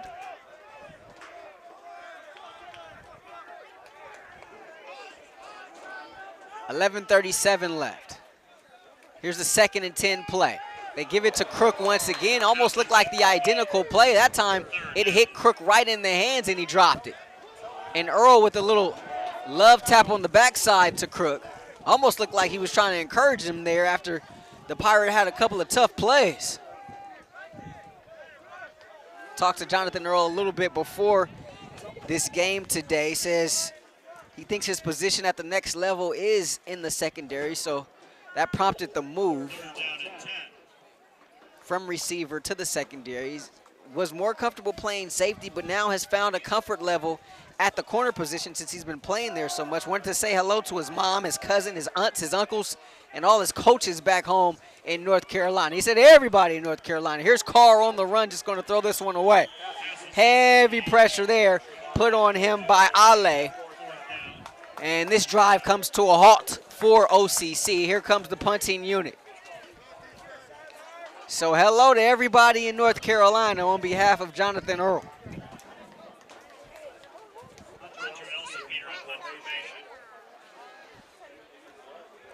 Still not necessarily sure where Cox Mill is. That's the high school he went to. He mentioned the city to me, but had to kind of scurry through the conversation. He had to get back into his pregame ritual. Didn't want to hold him up too much. This punt dribbles into and out of the end zone. So the Rustlers will have it first down and 10 from their own 20. Golden West football right here on SportsNetUSA.net is brought to you in part by Miller Toyota of Anaheim, where service and parts is open for your convenience 7 days a week. Located at the 91 and Euclid and on the web at MillerToyotaofAnaheim.com. Miller Toyota of Anaheim supports community college sports and education. 11:18 left in this third quarter. Rustlers leading 20-9, start on their own 20-yard line. High snap, Lewis takes it, hands it off to Morant. He gets nowhere. Big tie, Mario Pranarangvat gets there first. He had some help in the backfield with some of his friends as well, and a loss of 1 there for Morant. Second down and 11 coming up, 10:53 left in this third quarter. Rustlers with the ball leading 20-9. Ball far hash mark for Carr from the 19-yard line. Carr steps up, now going to tuck it in the run, and he gives a baseball slide at the 25-yard line. Kind of got drilled in the head, too, at the same time, as John Valdez, the freshman out of Laguna Beach, came from behind and dove at Lewis as he slid. Is it just me, or is the slide not necessarily protecting these quarterbacks anymore? We saw Nathaniel Espinoza get hurt on a similar play last week. It's more the timing of the slide. A lot of bang, quarterbacks. Bang. It's tough, right? A lot of quarterbacks are going into the slide later. Approaching 10 to play. Lewis steps up to change the play. Morant moves from the left of the quarterback to the right. Takes the snap, looks in the slot. Carr goes down to try to grab it. Did he get it? He did. At the 40-yard line, or just shy of it, Casey Carr going down to grab that one. A nice catch there by KC, and a first down for the Rustlers after that 14-yard pickup. So to be a 1st and 10 Golden West, they actually mark them down at the Rustler 38-yard line. So the Rustlers with it going left to right here. Approaching 9.5 to play here in this third quarter. Lewis hands it off. Morant right up the gut, breaks one tackle, second level, can't break the second one, but he falls forward and drags a Pirate with him across the 45-yard line and leans for that 46. Picks up 8, second down and 2 as the Rustlers moving the ball here on this drive, trying to get inside of OCC territory. They've scored 20 straight. Looking to add more are these Rustlers. 8:58 to play here, third quarter. Lewis, play fake with time, going upstairs, has a man caught. Jeremiah White runs underneath it into the end zone. Touchdown, Rustlers.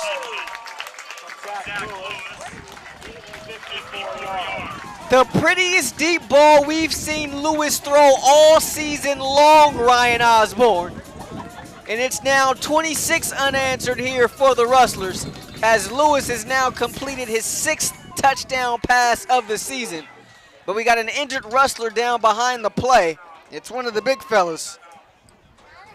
Back near midfield. And that's Lava Tawaika being attended to by this Rustler training staff. What a beautiful ball there by Lewis. We've seen him struggle with that deep ball this year, Ryan, as Lava gets up under his own strength and is able to walk off to the far sideline. But Lewis has struggled with that deep ball, but that one a thing of beauty as it increases the Rustlers' lead here.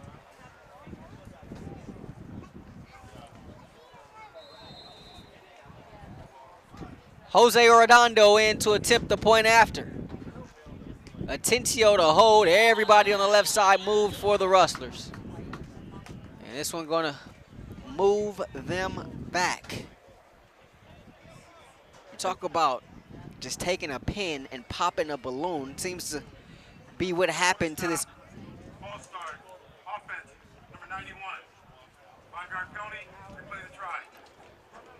False start against the Rustlers. That appears to be what happened to this OCC side, Ryan.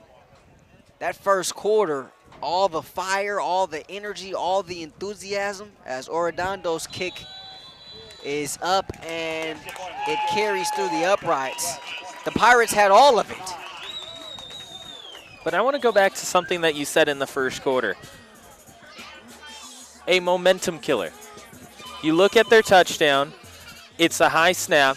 They end up having to go for two because the football wasn't in the correct spot. They don't end up getting the 2-point conversion. It's just 6 points in total. You mentioned that can be a momentum killer because you get a big play, the touchdown, but you can't convert on that extra point. All of a sudden, you looked at OEC from then on, they didn't have the same confidence going forward. Yeah, they ever since then, Golden West has scored 27 straight now. It's weird how those things kind of happen, how they can be momentum killers for you. And that one certainly was. Here's Rodriguez, puts it on the tee for the Rustlers. He'll be kicking it off. Q, Smith, and Clark back to receive it for OCC. This one another short kick. Clark runs underneath it and catches it at the 26-yard line. Far hash now comes back near hash outside the numbers at the 30, lowers his shoulder, takes a big hit. Diego Jackson coming up and tattooing the OCC return man. 8:38 left. And we got some whistles.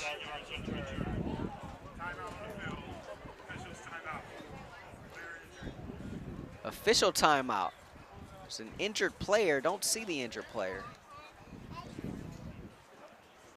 Must be right here in front of the OCC bench. It's the returner. He took a shot. That's Clark, if so. And he is able to walk off, but he is kind of crouched over, feeling the effects of that last hit. Jordan Clark, the sophomore out of Eureka. 1st and 10, Pirates from their own 25-yard line. They go to the ground for this first play of this drive, and getting up the middle for about 4 is the tailback, Nieko Walker, freshman out of Milwaukee. Walker actually leads this team in rushing yards, but we have not seen him today. Leads his team in yards and carries. First carry of the game for him. A low snap taken by Carr at the knees, hands it off to Walker. He's hit in the backfield. And that was Levy. Levy says, no, not today, Mr. Walker, as he takes him down for a loss. And a loss of 5 there.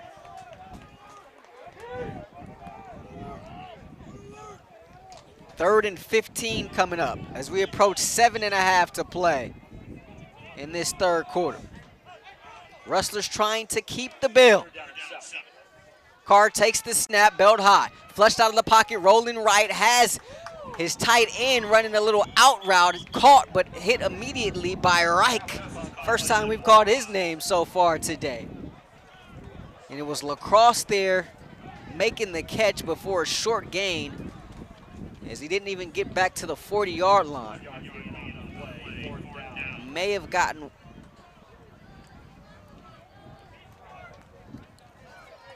picked up a few there, but definitely not enough for a first down, as it brings up a 4th and about 6. Diego Jackson back to receive this punt.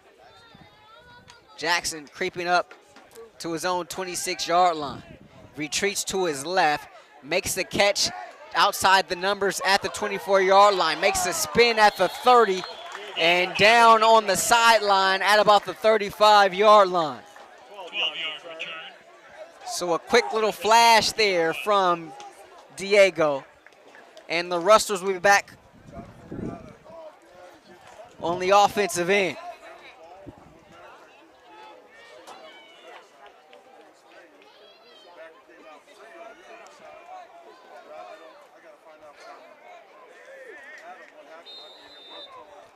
So the last time the Rustlers had it, it was Lewis connecting on a touchdown to Jeremiah Wright. They start this drive 1st and 10, and they started on the ground, and that's Ben Valier going around that left side, just inside the numbers. He's down at the 41-yard line. Pickup there of about 6, brings up a 2nd down and 4. One thing that's interesting is we haven't really seen Devin Jackson since the first half, even though he had 92 yards. They had that big run. I feel like we haven't seen him since he had that big run. Meanwhile, here's Valier in the backfield with Lewis. Lewis out of the gun. Twin wide receivers, ball far hash mark. Play fake, Lewis scampering, throwing over the middle, has Armstrong wide open in between the hash marks across midfield, and Armstrong is down at the 45-yard line of OCC. 5:45 left in this 3rd quarter, and a 1st down for the Rustlers. Pickup of 13 there on the play. Fresh set of downs for G-Dub. Eddie Williams in there as a tight end for Golden West. He splits out wide here on this near side. Ball in between the hash marks for Lewis out of the pistol. High snap, hands it off Valier off the right side. Valier 2nd level, a spin move at the 35-yard line and down just shy of the 30. A pickup of 12 and another 1st down for Golden West as we approach the 5-minute mark here in the 3rd quarter. 27-9, Rustlers lead this one. Rustlers have scored 27 straight since spotting the Pirates 9 to begin this game. In case you're just joining us, no Nathaniel Espinoza. He remains sidelined with the ankle injury. It's been Lewis from the beginning till now. He's got a couple of touchdown passes here in this one. Steps up to the line of scrimmage, adjusts the play, now retreats back with 3 on the play clock. High snap, hands it off to Valier, off the left side. Valier with space outside the hash mark at the 25-yard line. He's taken down there. Picks up 7 and brings up a 2nd and 3.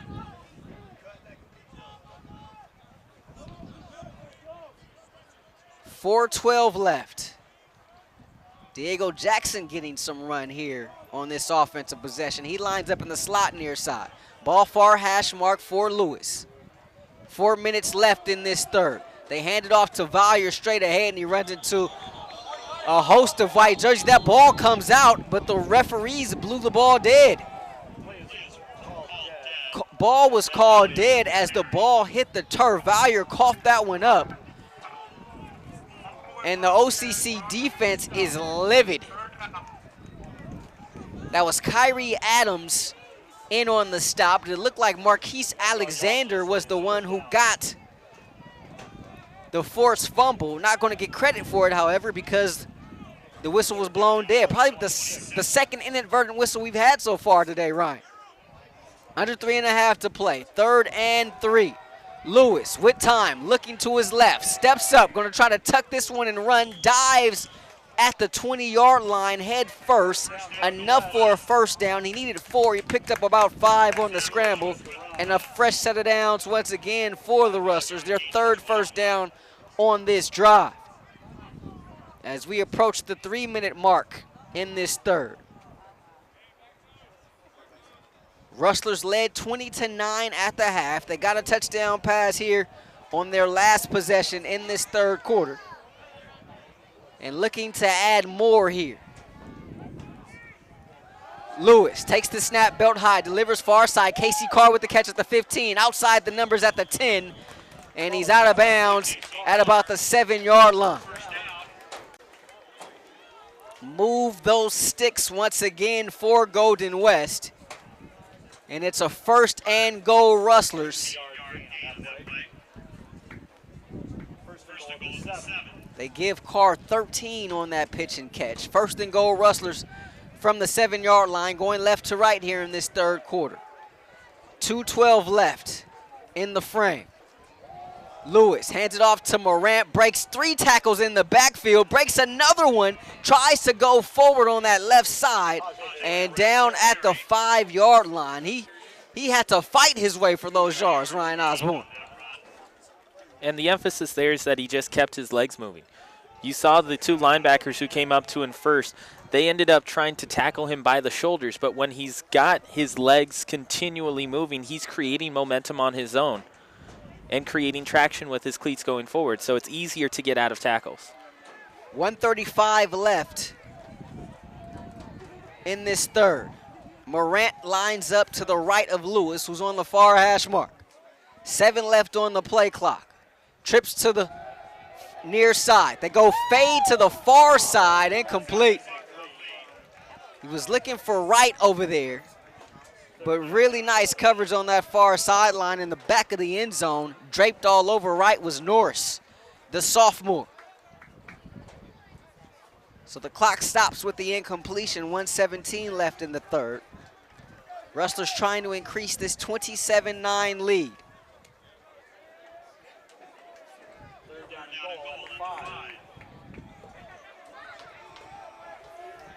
Third and goal from the 5.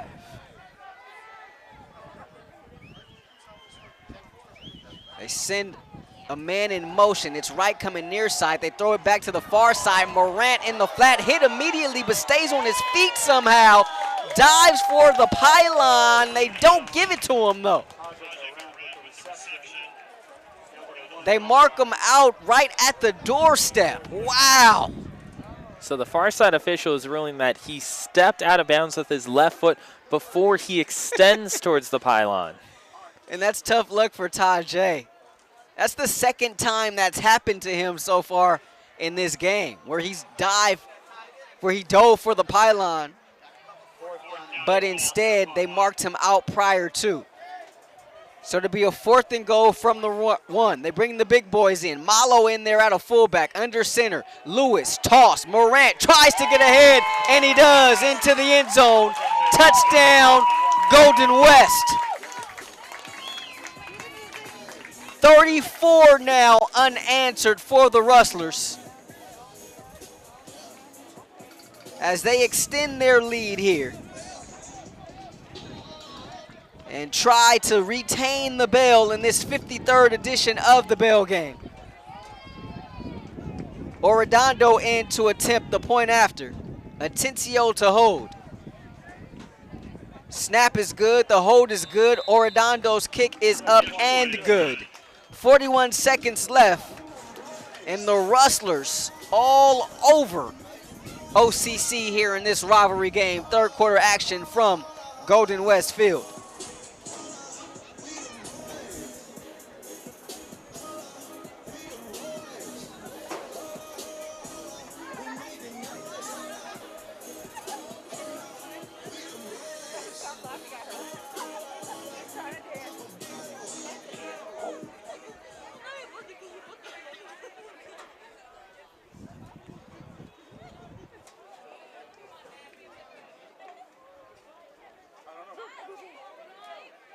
Well, Ryan, kind of got to like what you see here from these Rustlers.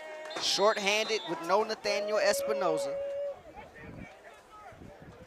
But Zach Lewis has come in here and played quite well as Casper's back in there to do the kickoff duties. Kyrie Smith watches this dribble right past him and through the back of the end zone.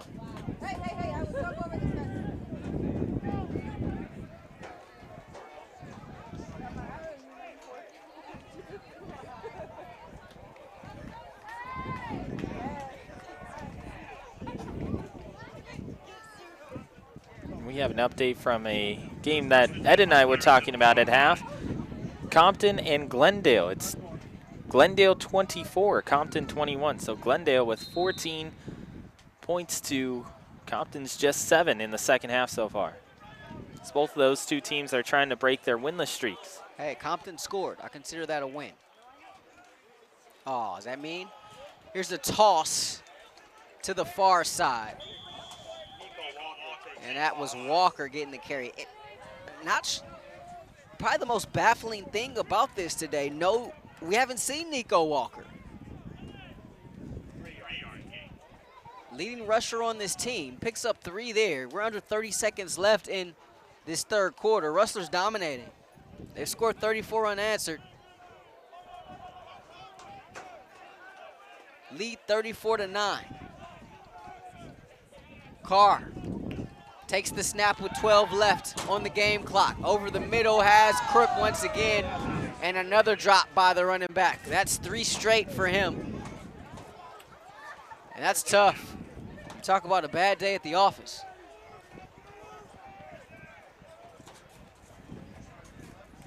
The Orange Coast running back is having a tough time. Freshman out of Los Alamitos. Kind of feel for a guy in that situation. So that stops the clock with 7 seconds left. So 3rd and 7.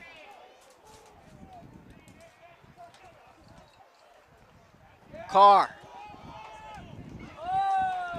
Pass caught right at the 35-yard line. That was Mongi. And enough for a first down, but that takes us to the end of the third quarter. So after 3, it's Golden West 34, OCC 9, as this is Rustler football right here on SportsNetUSA.net. Rahshaun Haylock alongside Ryan Osborn, Ed Ford here with you.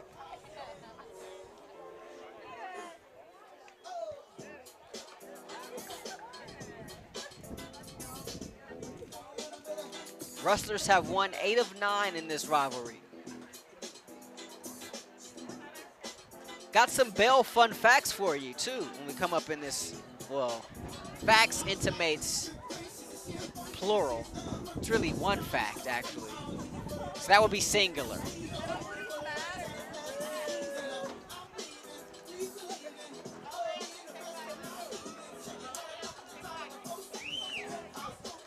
Listening to the smooth sounds here. This is one of those songs, at least I remember where I was when I first heard this song. Where were you, Ryan? I am not sure. Not sure. I'm pretty sure you were born when this song came out. What year? Yee! First and 10 at the 35. 02? Oh, yeah. I was definitely born. I'd be 5 years old.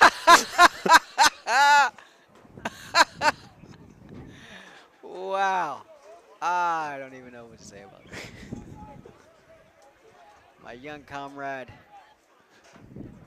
It's all right. You were a vibrant 5-year-old. Probably knew the entire Kings roster as a 5-year-old. That's true. I would bet. Here's Walker, and Walker hit hard by Jonathan Earl. Earl wants to make sure we say hello to all his folks in North Carolina. He said hello to Walker with that big hit. Loss of 3 on the play.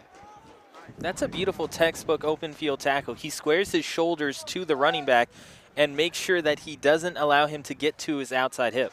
Who says these corners don't like to hit? Well, Earl's a little different. He's a different breed. Probably a better safety, really playing corner out of necessity for these Rustlers. Carr going to deliver to the far side. Pass caught over there by his receiver, Mongi, and Mongi breaks one tackle. Mongi up the far sideline, and he's pushed out of bounds inside the 20-yard line, but we have an official down. There was a collision with a Rustler and an official. Wow. Let's see here on the replay. Big time collision. As that was J.J. Young. Went right into the official. An official laid out there a little bit. That's tough, man. One guy wearing pads running full speed, another guy not wearing pads running full speed. The guy with the pads on probably going to win that one 100 out of 100 times, I'd imagine. But the official gets up, gets some help from his comrades and some of the Rustlers as they dust them off. Some of the field turf here at Rustler Field stuck to him a little bit. And that looks like Matt Logan right there with the gray t-shirt on. Right outside the pylon. Corona Centennial head football coach. I believe you're correct. Yeah, he was here a couple weeks ago as well with taking in the game. He and John Shipp, offensive coordinator for the Rustlers, very good friends. So for the second straight home game here for the Rustlers, there is royalty in the building. And someone you certainly love, being a Centennial alum. Did you ever have any of his classes? I did not. You did not. Otherwise, it would have been story time with Ryan Osborn. Here's Carr, passes in the flat. Pass is caught, but Williams can't get into the end zone. Was that Pomasa there making the tackle? Looked like Sele with the touchdown saving tackle down at the 3-yard line. 13:45 left. And nice pursuit here. No, it was actually Wright got to him first and wrestled him down to the turf. Reich. I'm just gonna call him Cheese, man. I don't know. I'm trying, Ryan. I'm trying. Second and goal from the 3. Carr takes the snap, belt high. They go to the flat one more time. That one in and out of the hands of Williams. That's the 5th drop for... I'll tell you what, Carr's had some tough luck with these receivers today. It's the 5th drop for the entire offense. And they've all come this half. Unbelievable. You gotta be kicking yourself if you're this OCC staff right now. Because those plays have certainly been there. And Carr's missed a couple deep ones.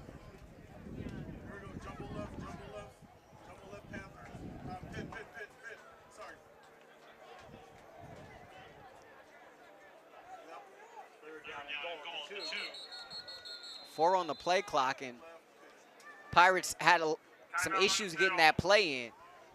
Carr didn't get the play and walked towards the huddle until about 4 left on the play clock, so Bubba Gonzalez had to take a timeout. That's the first timeout for the Pirates here in this second half, so they'll have 2 left. Rustlers will be back in action next week as they hit the road for the first of 2, taking on probably 2 of the toughest opponents they'll face in this conference. What a tough 2-game stretch these Rustlers face. At Riverside, at Saddleback in consecutive weeks. Next week at Riverside, that'll be a 6 p.m. kickoff from RCC. We'll have it for you right here on sportsnetusa.net.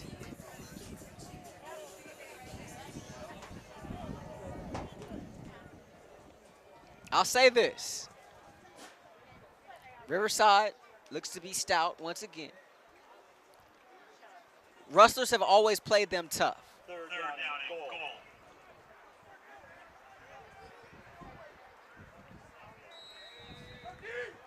Here's 3rd and goal. Carr under center. Hernandez gets it. Right behind his fullback and into the end zone for a touchdown. They brought in Tommy Reed, the sophomore out of Tampa, Florida, to play fullback. You talk about a throwback. He's got the neck roll. For a second there, I thought it was a D lineman that came in wearing uniform number 94, but Tommy getting it done. OCC stops that run of 34 straight by the Rustlers. And the offense will stay on the field as they try to attempt 2 here.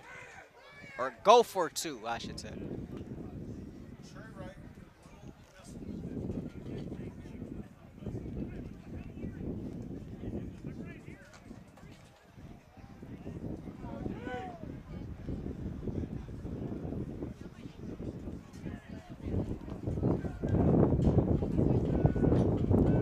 Carr takes the snap.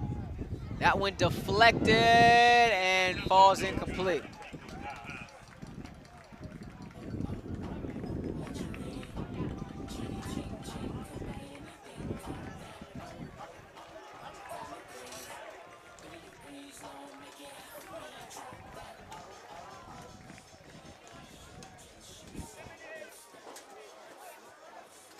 When you look at these two squads, Rahshaun, I mean, you mentioned Golden West has won 8 of these last 9, but you also have to go back to that matchup in 2015. That was probably one of the ones that has hurt the most for either side. That's the time when Golden West was ranked in the top 5 in the entire state of California and perhaps even the nation.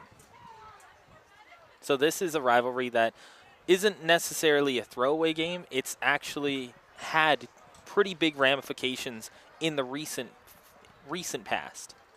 You talk about a postseason berth on the line. You talk about an opportunity for a state championship. All of that went away after that loss to OCC, and the Rustlers went on to lose their last 3. They ended up finishing that year 8-3. They made it to a bowl game, but they lost 3 straight to end the season. And you talk about hurting. That one hurt. I remember vividly. That's the only one that OCC has won in the last 9 meetings between these two teams. But I would imagine that's got to be really, really sweet for their side, considering what was at stake for the Rustlers. What a weird year. Started off the year 8-0 and proceeded to lose 3 straight to end the season. That was a tough one to swallow for this Rustler program, no doubt.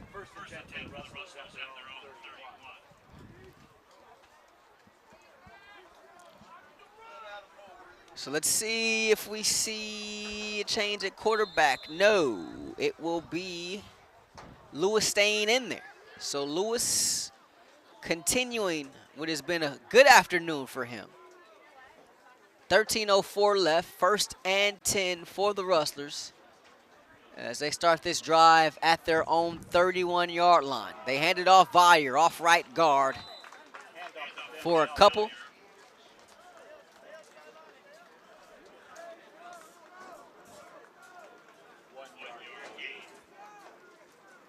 $12:50 to play.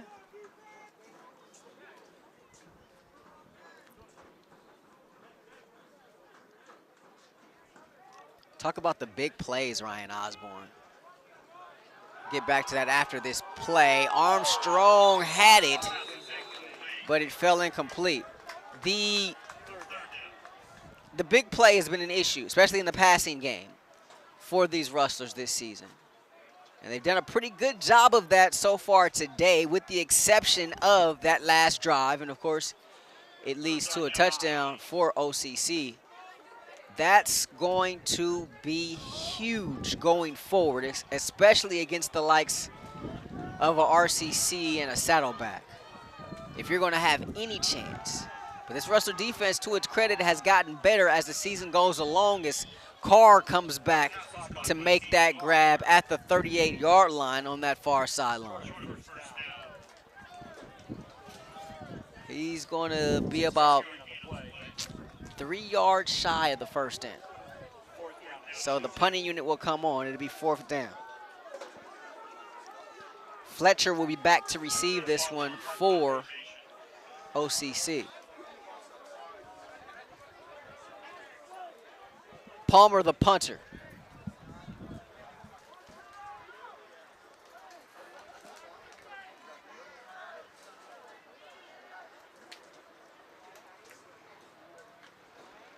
Rugby style kick is blocked. It dribbles towards the end zone. It's recovered by OCC.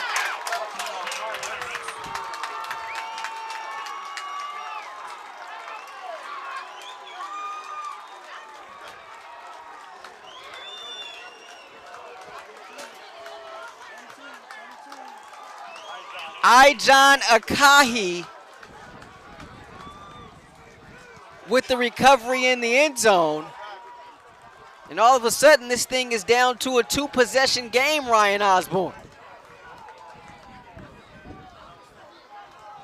And it was just a matter of the shield breaking down. You had 4 different rushers who got around 3 guys for Golden West.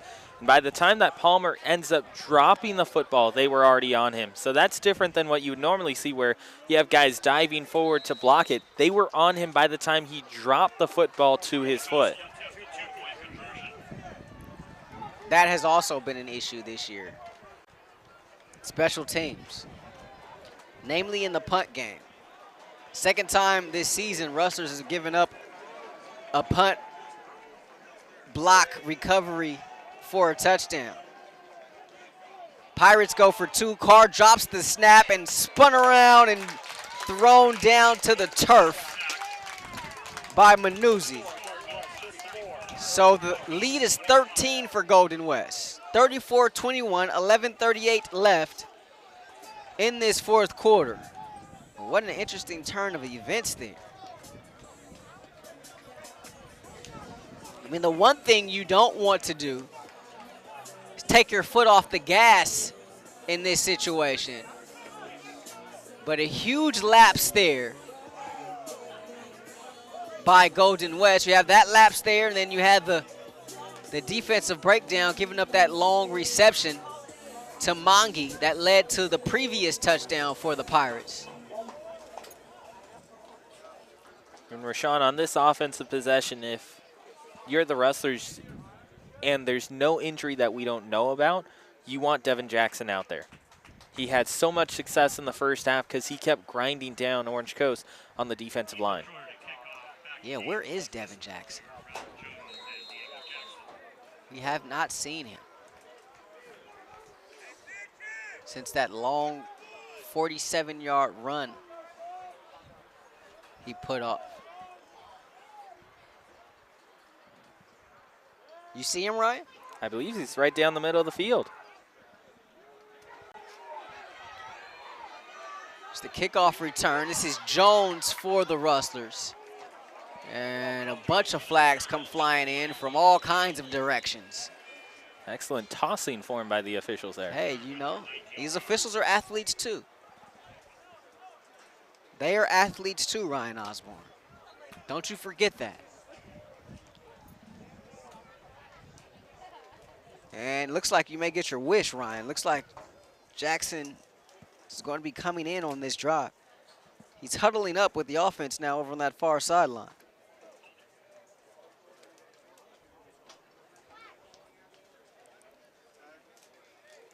Holding against Golden West. 11:29 left. 4th quarter. And Rustlers forced to start this drive deep in their own zone. So let's see where they mark it at. 10-yard line, 1st and 10, Rustlers at their own 10. Zach Lewis back out to run the Rustlers offense, and we were duped. No Jackson. Instead, it's Morant.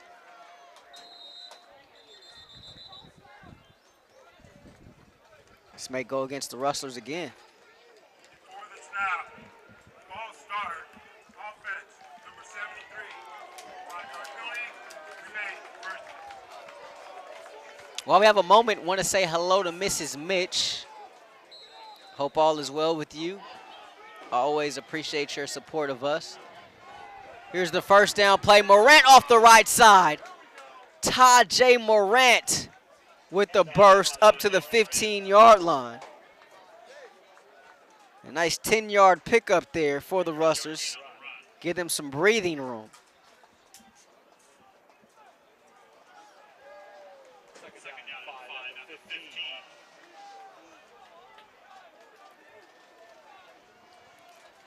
Lewis will work out of the pistol. Morant will try the left side this time. And you said it, Ryan. He continues to keep those legs moving. And that time it was enough for a first down. Stop was made by Joshua Evans, the sophomore out of Torrance High School.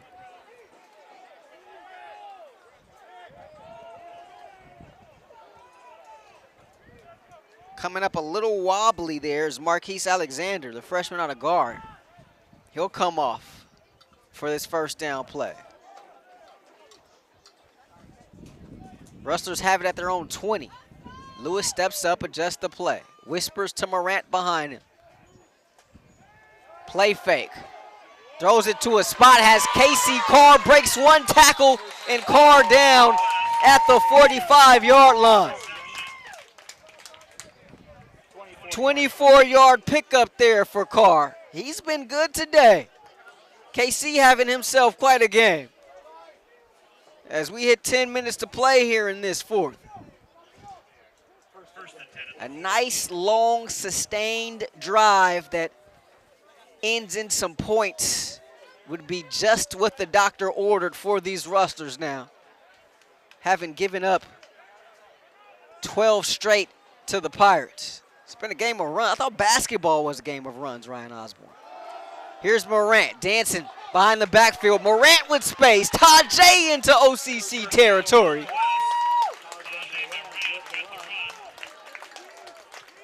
Down at the 38-yard line. Picks up 18 on the play. And another first down for the Rustlers as we approach 9 left. 34-21 our score. Rustlers with the ball and the lead. Morant gets a much-needed blow as Devin Jackson back in to replace him. Haven't seen him really since the first half. Ryan Osborn called for him. His wish is granted here. And he gets the carry. And Jackson, a little stutter step. Jackson on his feet. His legs can move too as he continues to move the pile up to the 25-yard line. 13-yard gain. These Rustler running backs running hard here in this second half. That's a 13-yard pickup and another first down for the Rustlers at the OCC 25. And that puts Jackson up to 105 yards today. And if I'm not mistaken, it's the first 100-yard game for a Rustler back this season. Jackson will step aside and enter Valier. Approaching 8 to play. Valier will try his turn. And nothing doing. Evans coming up from the secondary to make the stop. We're just getting started here on SportsNetUSA.net. Tonight at 6 p.m., it will be Fullerton at Cerritos. Mark Palovich, Corey Nalen will have the call for you from Falcon Stadium. And also LA Valley taking on Chafee with Aaron Rosenberg on the call. Both of those games kick off at 6 p.m. right here on your home for all kinds of community college sports. SportsNetUSA.net. Here's Lewis looking up top for Hobbs once again, and Hobbs had to play defensive back there and batted that one away. Nice coverage by OCC.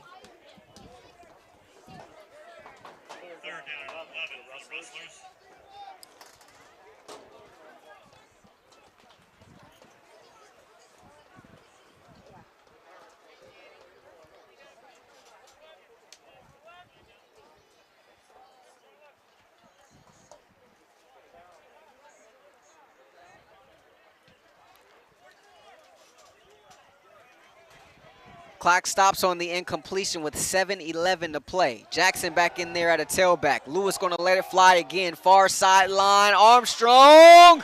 Strong hands. Holds on to it. Over there at the 15-yard line, right at the sticks, and a first down for Golden West. It's a grown man game, Ryan Osborn.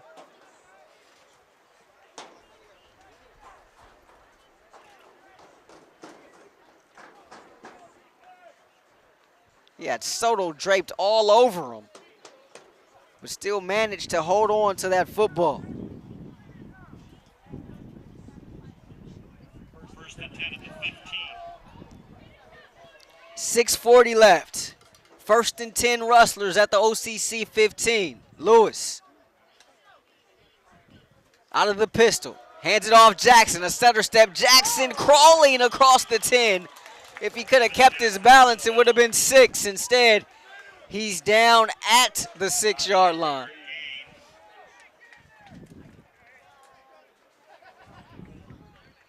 Brings up a 2nd and 1. Down at 1 at the 6-yard line. Impressive drive here for the Rustlers, Ryan. And it's been a really tough drive as well. As you've seen Jackson, you've seen Armstrong, you've seen Valier all have really physical runs. Under 6 to play.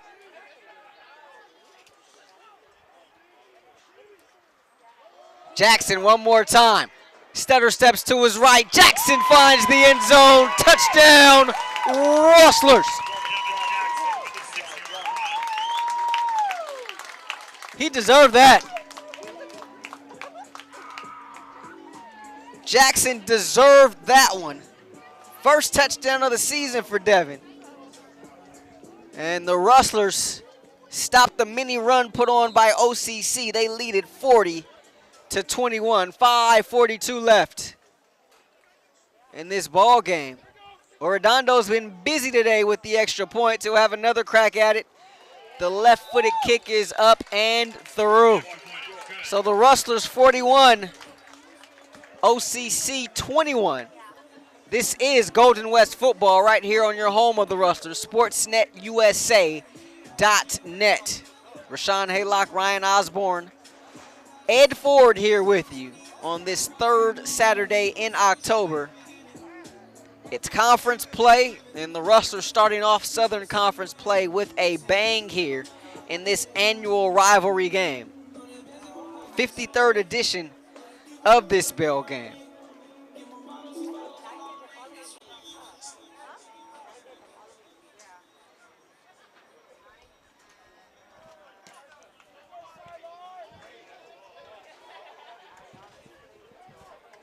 So here's Casper the lefty.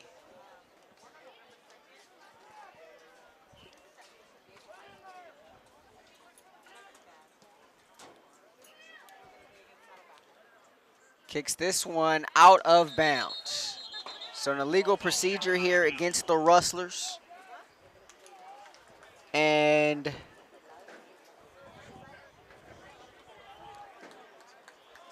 it'll be pretty good field position to start here for OCC. They'll have it 1st and 10 from their own 35-yard line. How did it become the bell game, Ryan Osborn? Well, Free kick out of bounds on the kicking team. The ball will be placed at the 35-yard line. First down. I'm glad you asked. 1969, the bell was donated by the Exchange Club of Huntington Beach. And ever since then, to the winner goes the ringing of the bell. A unique rivalry in the sense that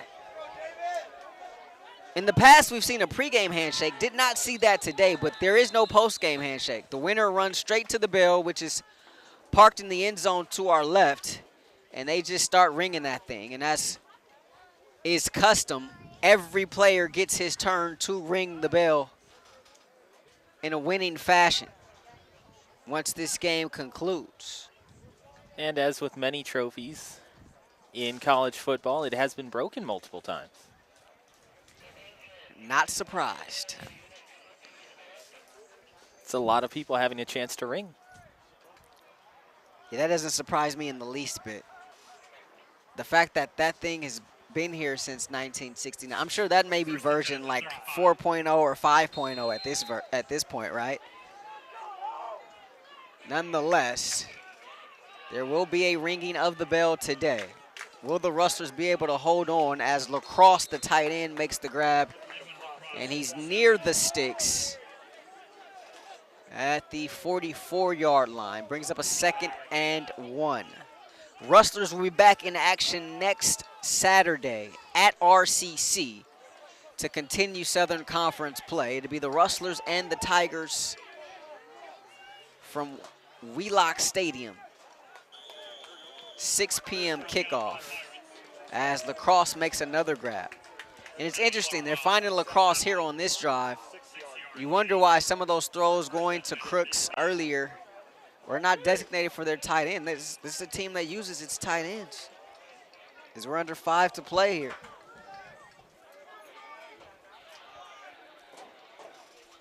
Carr takes the snap. Carr, pressure in his face. Jordan Chambers with the sack.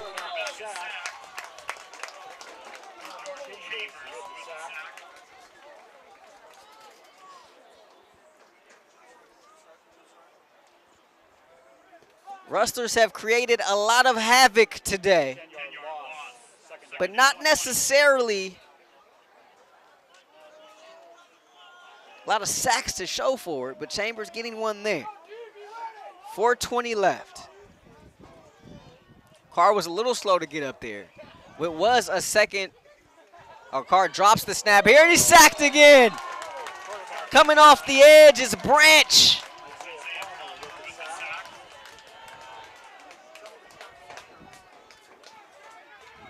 Branch getting the sack, back-to-back sacks here for the Rustlers as we're under 4 to play. Carr having a rough go at it against his old mates. Hands on his hips, looks over to this near sideline to get the play. As it is a 3rd and forever. Pirates need to get back to Costa Mesa for a first down. Snap taken at his shoulder. Carr looks over the middle. Chambers nearly intercepted it. It goes off the hands, however, of a Pirate, Corey Barker, who was hit immediately, fell incomplete. But Chambers nearly a sack and an interception on the same drive. Ay, ay, ay, ay, ay. Nonetheless, here comes the 4th down. And if that ball would have been received or caught, it would have been at the sticks. It would have been enough for a first down. It would have. I've always been somewhat impressed by Adam Carr's arm talent. Definitely can sling it a little bit, but has had his issues. This is his 3rd school in 4 years. As this punt going to be downed inside the 30. Later tonight on SportsNetUSA.net, Fullerton will travel to Cerritos to take on the Falcons. Mark Pavlovich and Corey Nayland will have the call for you from Falcon Stadium. Also, LA Valley will take on Chaffee. Make sure you tune in to Aaron Rosenberg making that call tonight. And we got a new quarterback for the Rustlers, Richard Wagner, the bounce back from Cornell, in for the first time today. And he hands it off on the first play. Thought we would see Wagner today, Ryan, but Lewis was playing so well. And imagine his coaching staff really just didn't want to take him out of the game. Can't blame him for that. Rustlers, of course, without Nathaniel Espinoza today. Nate the Great injured in the Canyons game prior to the bye week. But he's progressing, we're told. So we'll see. See how long he has to be out of the lineup. Lewis filling in admirably today as the 2nd down play goes to Valier right up the middle once again. And a lot of pushing. A lot of pushing. And more pushing.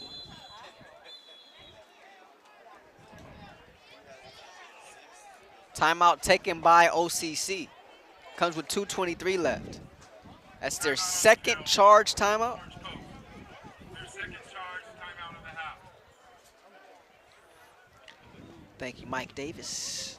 Had a chance to talk to Mike a little bit before the game.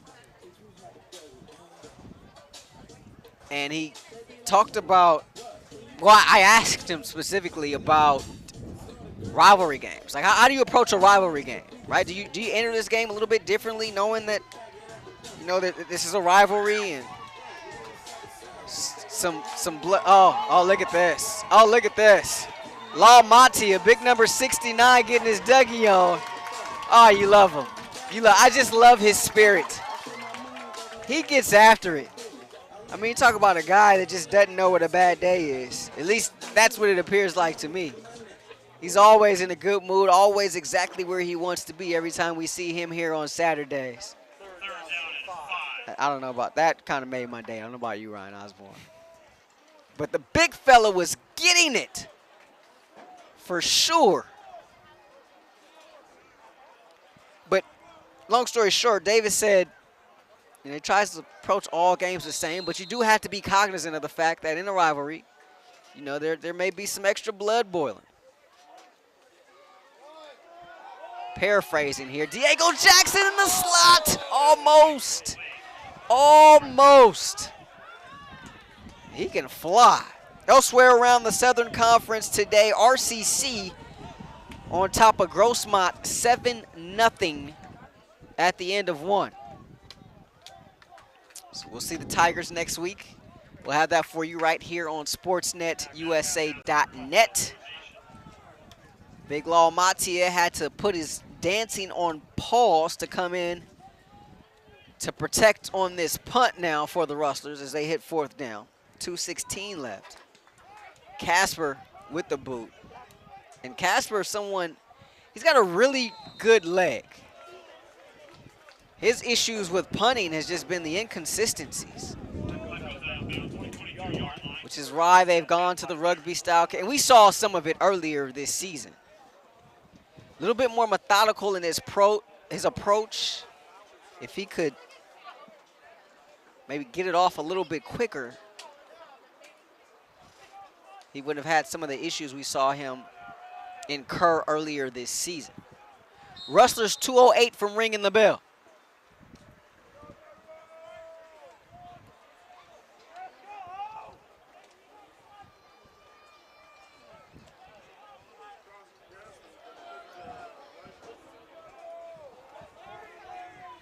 Adam Carr still in there at quarterback for the Pirates. Carr to lacrosse, makes yet another catch, but Levy is there immediately to put the hit on him. Nice crowd out here today at Rustler Field for this rivalry game. Huge OCC contingency. Carr escapes. Carr gonna run. The big fella running and sliding a baseball slide across the 40 and down at the 42. All 6'6" of Adam Carr took off for that one, is able to pick up the first down.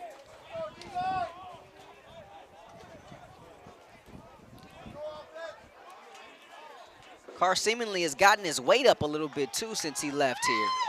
Pass over the middle caught by Fletcher inside of Rustler territory and down at the Golden West 44-yard line. 1:12 left.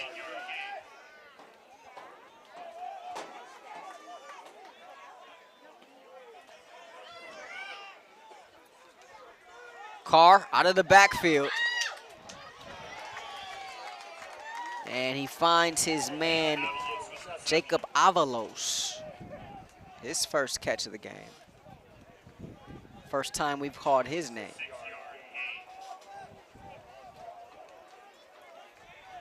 .42 seconds left. Carr throws it up top and nearly a nice one-hand grab over there on that far sideline. That was Q Smith. 5'10" wide receiver, sophomore out of Lakewood.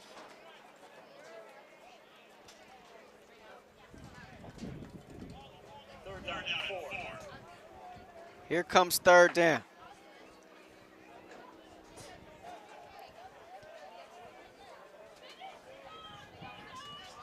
.33 seconds left.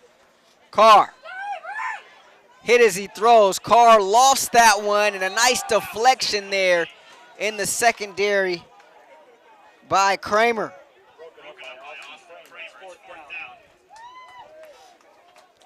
And here comes the fourth down play.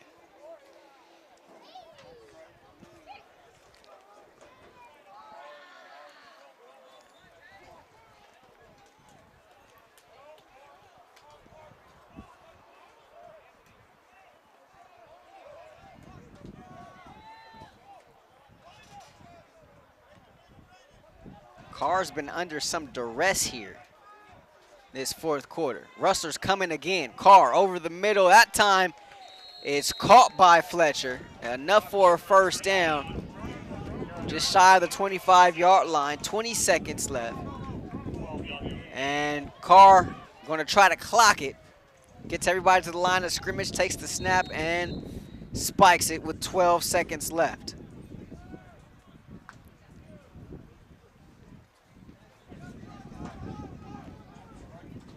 Gotta appreciate the heart, the fight, the spirit of this OCC team.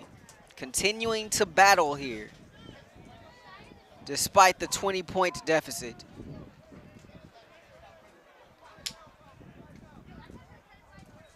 Here's Carr on second down. Carr sacked.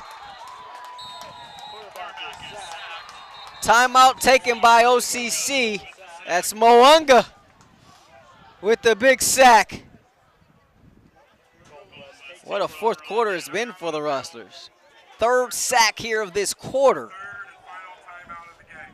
Last time out of the game for Bubba Gonzalez and his OCC Pirates. OCC from here will host Saddleback at home next week at Labard. Their first of two straight at home. It'll be Saddleback and then Grossmont for them. They'll finish the season on the road at Riverside and at Southwestern. Much like the Rustlers as well.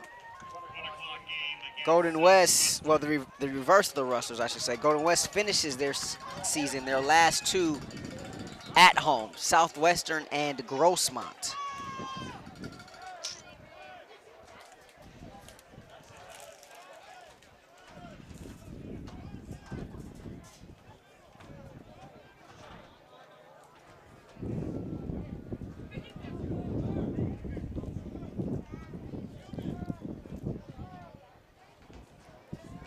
Five seconds left, so here seemingly is the last play of the game. Here's Carr. Going to let it fire. Intercepted by the Rustlers. And up this near sideline, Golden West, Brighton Levy with the pick. And that's how this one is going to end. Levy the interception, the Rustlers the 41-21 win. And somewhat uncustomary here, Ryan, we have a handshake at the end of this one, but the Rustlers win this Battle of the Bell.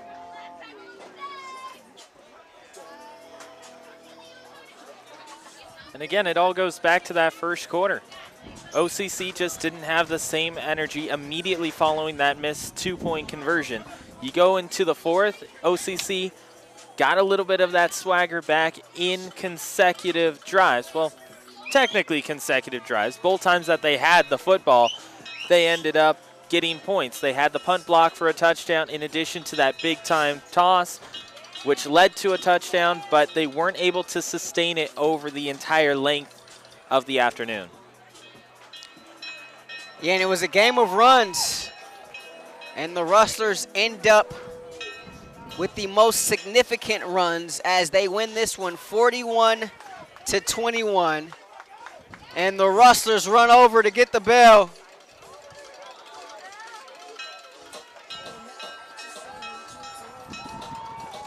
Rustlers win this rivalry game for the 9th time in the last 10 years. There's the bell, and they're going to be ringing that thing all night long as the Rustlers win this 53rd edition of the Battle of the Bell. 41-21, our final here from Golden West. Rustlers over the Pirates. We'll step aside. More here to come on SportsNetUSA.net. So the Rustlers win the bell game for the 9th time in the last 10 years. This 53rd edition of this rivalry. And it was Zach Lewis, 20 of 26, 234 yards, 4 touchdowns in relief of the injured Nathaniel Espinoza. Rustlers win at 41-21. So with the win, Golden West improves to 3-3. OCC falls to 1-5. For my partner, Ryan Osborn and Ed Ford, all of us here at SportsNetUSA.net, I'm Rahshaun Haylock, saying good afternoon from Huntington Beach, where the Rustlers will be ringing the bell for the 9th time in the last 10 years. We'll see you next week from Riverside. This has been Rustler Football on SportsNetUSA.net.